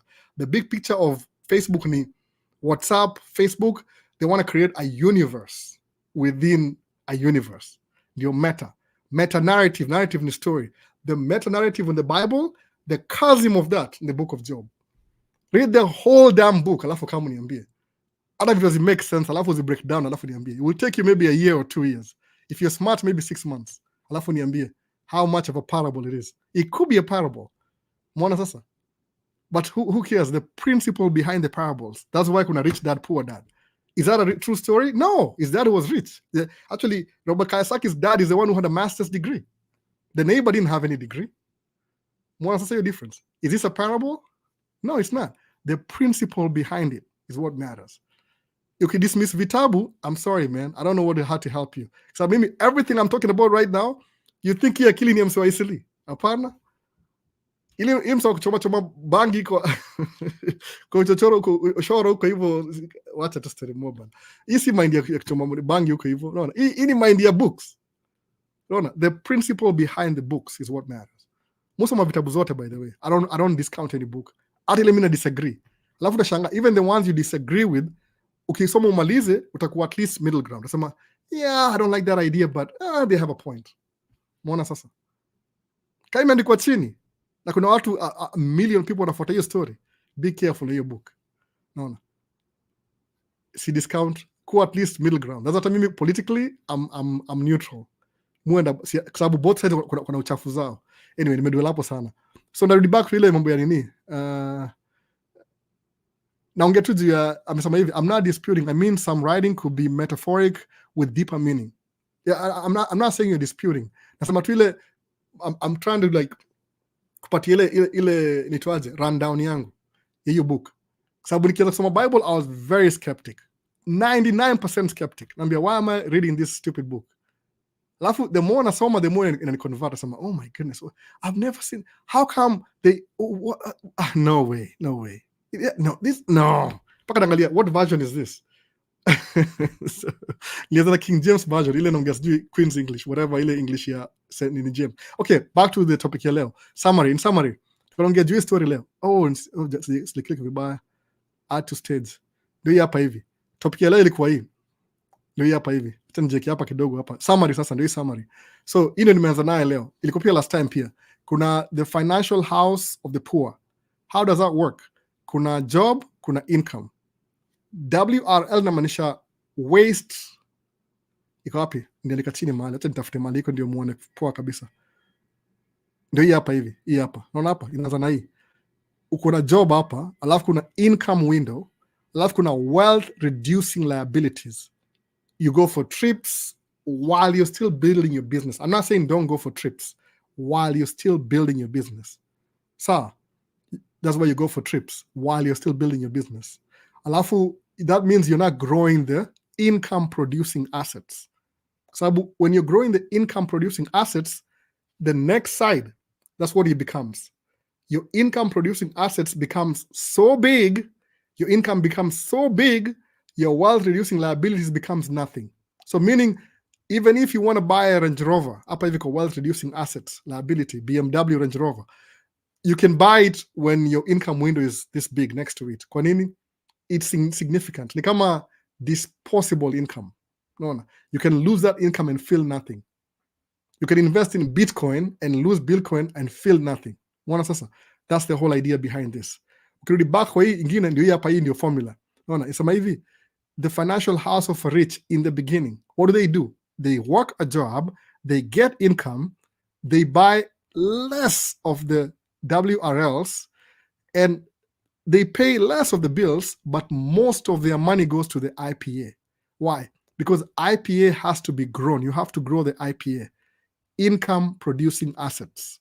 That's what you focus on. So if you're not applicable to this at all, I'm not making any money, it doesn't make any sense to me, then you need to get yourself into the program. You need to buy this house, this metaphorical house. You need to be somewhere. You need to get a job that pays you enough to get some income that gives you enough money to invest. Okay, it's not working in Kenya. Find a place where you can make a little bit extra more money than you're making in Kenya. Go there. If you're young, go there.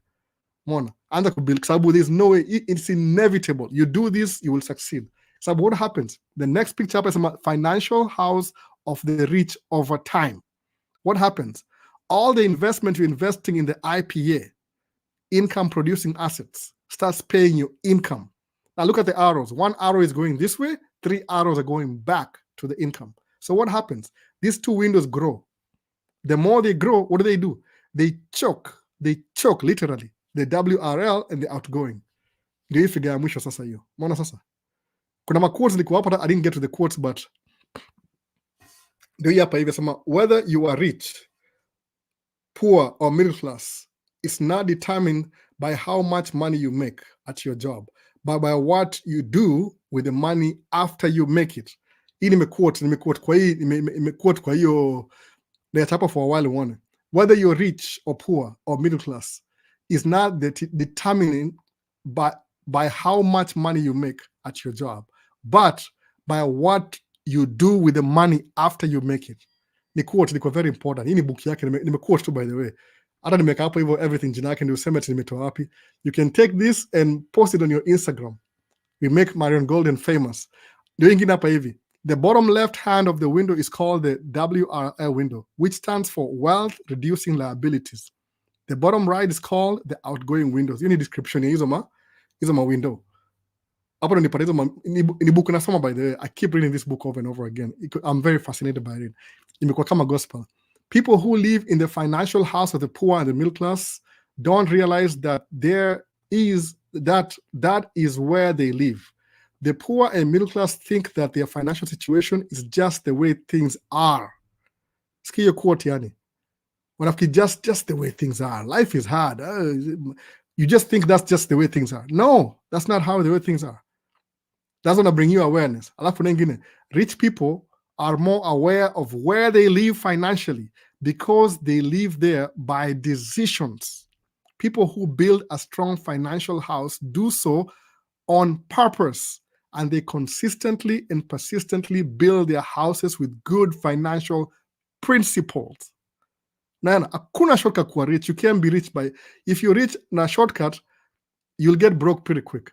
So you don't even know what you're doing. Mbona sasa ingine hapa hivi, usually the poor and middle class live their financial lives in a haphazard manner, hoping that everything will work out in the end. Which end? When they're dead? No. Nimekuwa tu exactly what the book says, by the way. I just pulled some notes from there. If you truly desire to be rich, forget about having status.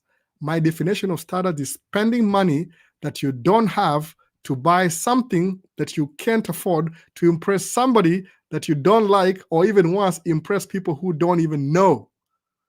Unaelewa hivyo? Hiyo ndio to be rich in status. Unaona? Acha ni it's spending money that you don't have to buy something that you can't afford to impress somebody that you don't like, and worse, to impress people you don't even know. Hiyo nini quote ni strong. Na tumia hizi quote mitaka zote, by the way, mkuwe naye. The foundation of truth. Na promote ndio asasema kama I'm using his book to make money. Nope. Ni information too. The foundation of truth. The roof of the house is called asset protection. The upper left window is the income window in the description. The upper right hand window is called the IPA, income producing asset window. Together, all these components build a financial house. The reason that poor people are poor is not because they make a little bit of money, but because every dime that comes in the income window goes down and out the outgo window. Mwana hiyo kitu hiyo. Understand zote zote. Ni maquote tu. Na watumia zote. If you want, tuma zote kwa WhatsApp, uzipost kwa Facebook yako ama whatever. Make a decision that you are going to focus on this income producing asset window until it begins to produce massive amounts of cash for you.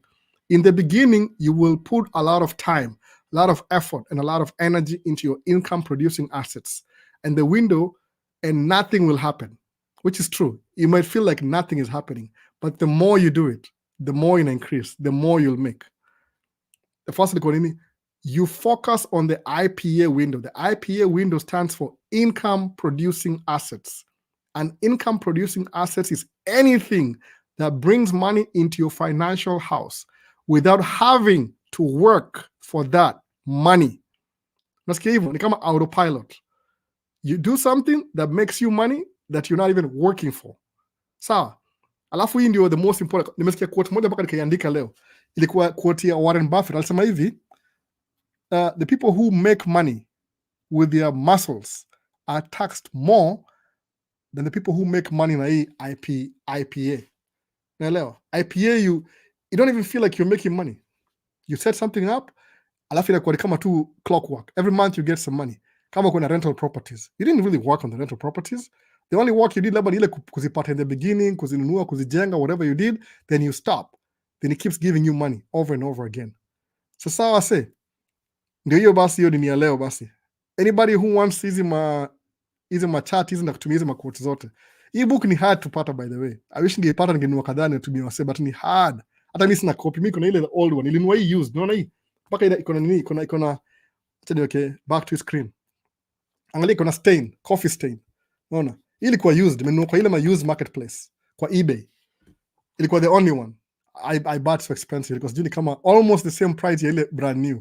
But because I wanted the book so bad, ile hard copy, niko nayo kwa soft copy already. Nikainunua tu. Just to have it. Lakini ni hivyo, book ni hard to come by. Si kitu liko available kwa kila mtu. Sasa, niliwachi wapi questions? Liko kwa hapa hivi ama box track, nisema box track najua. Ilikuwa unaweza fanya na motorcycle.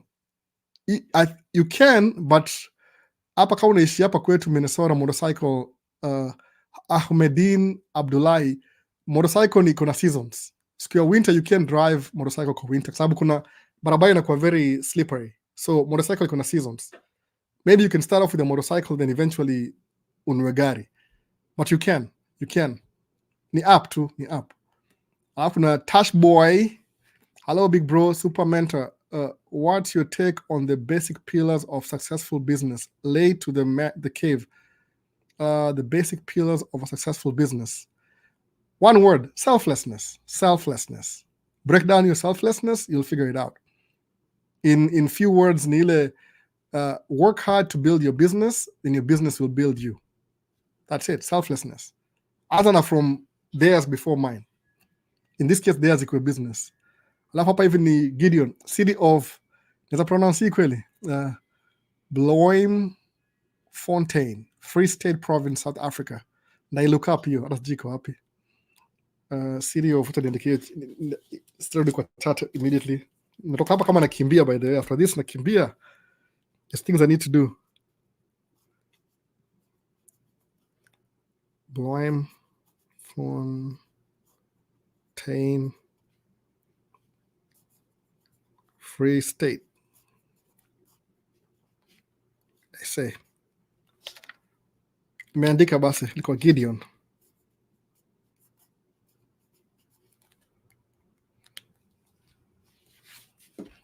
So ndio summary. Hii ni alafu nani mwingine hapa comment, kuna gani? Big Boss, like your show.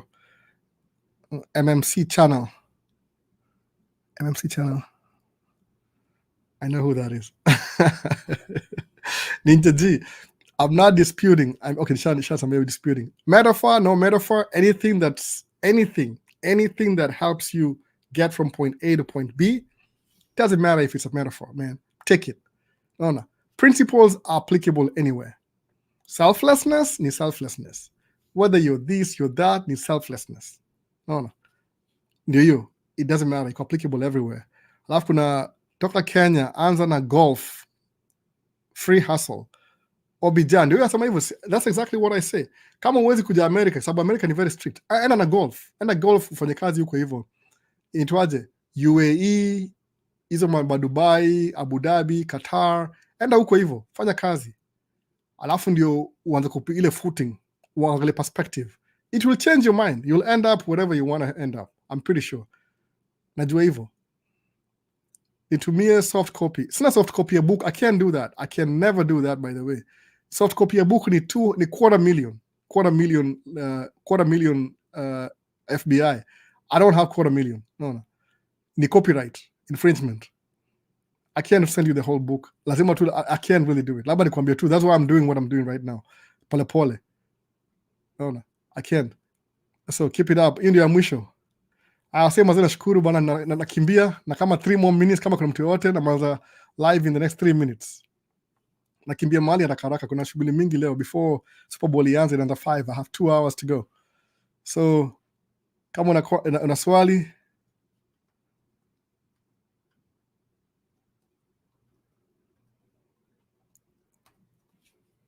naendelea na hii book pia chapter next. Kuna vitu kadhaa hapo kwa hii book, lakini mtu like clarify, this is the big deal. Kuna ile quadrant, labda na compare next time na ya Robert Kiyosaki. It's the same concept.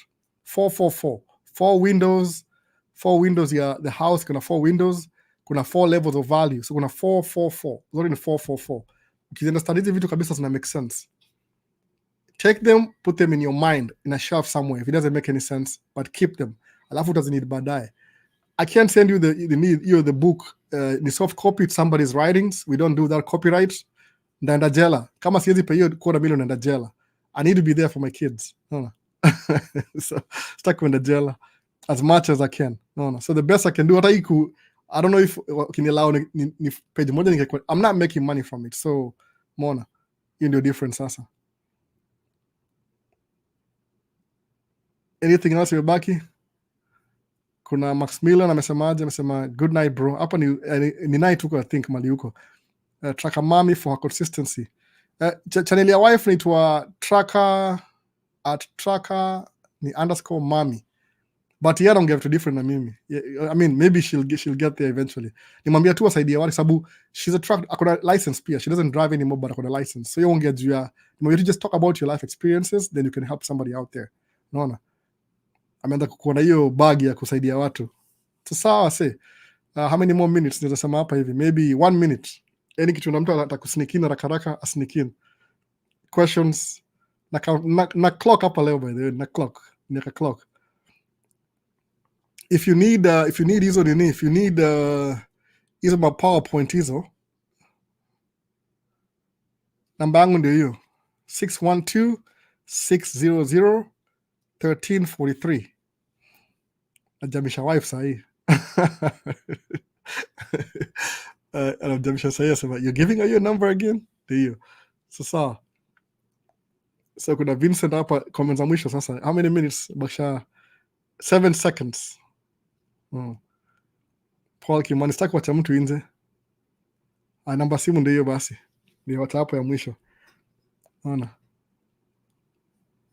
Hivyo sasa ukitaka kuni contact ni +1 612 600 1343. Kuwa patient by the way. Nikipata time na call kila mtu ni catch up. Kwa time kuna watu pia mko na watu bila call. So naenda kwa ile list. Nafungua message yako alafu nakucall. Unaona? Kama sita answer. Na kwa hivyo poa. Nashukuru sana mazee. Next week live kama una suggestion ya any topic nyingine unaweza niambia in advance, mtumie ka email ndio niongee, but still unaongea hii book. Kuna machapa kadhaa hapa hivi. Taimaliza tu yote hii book. See it the whole book. Zile vitu zile zina matter, zile vitu ziko kwa juice na nini na hiyo nyama, meat, the meat and potatoes. Sasa baadaye basi. Peace. See you next time. Bye bye.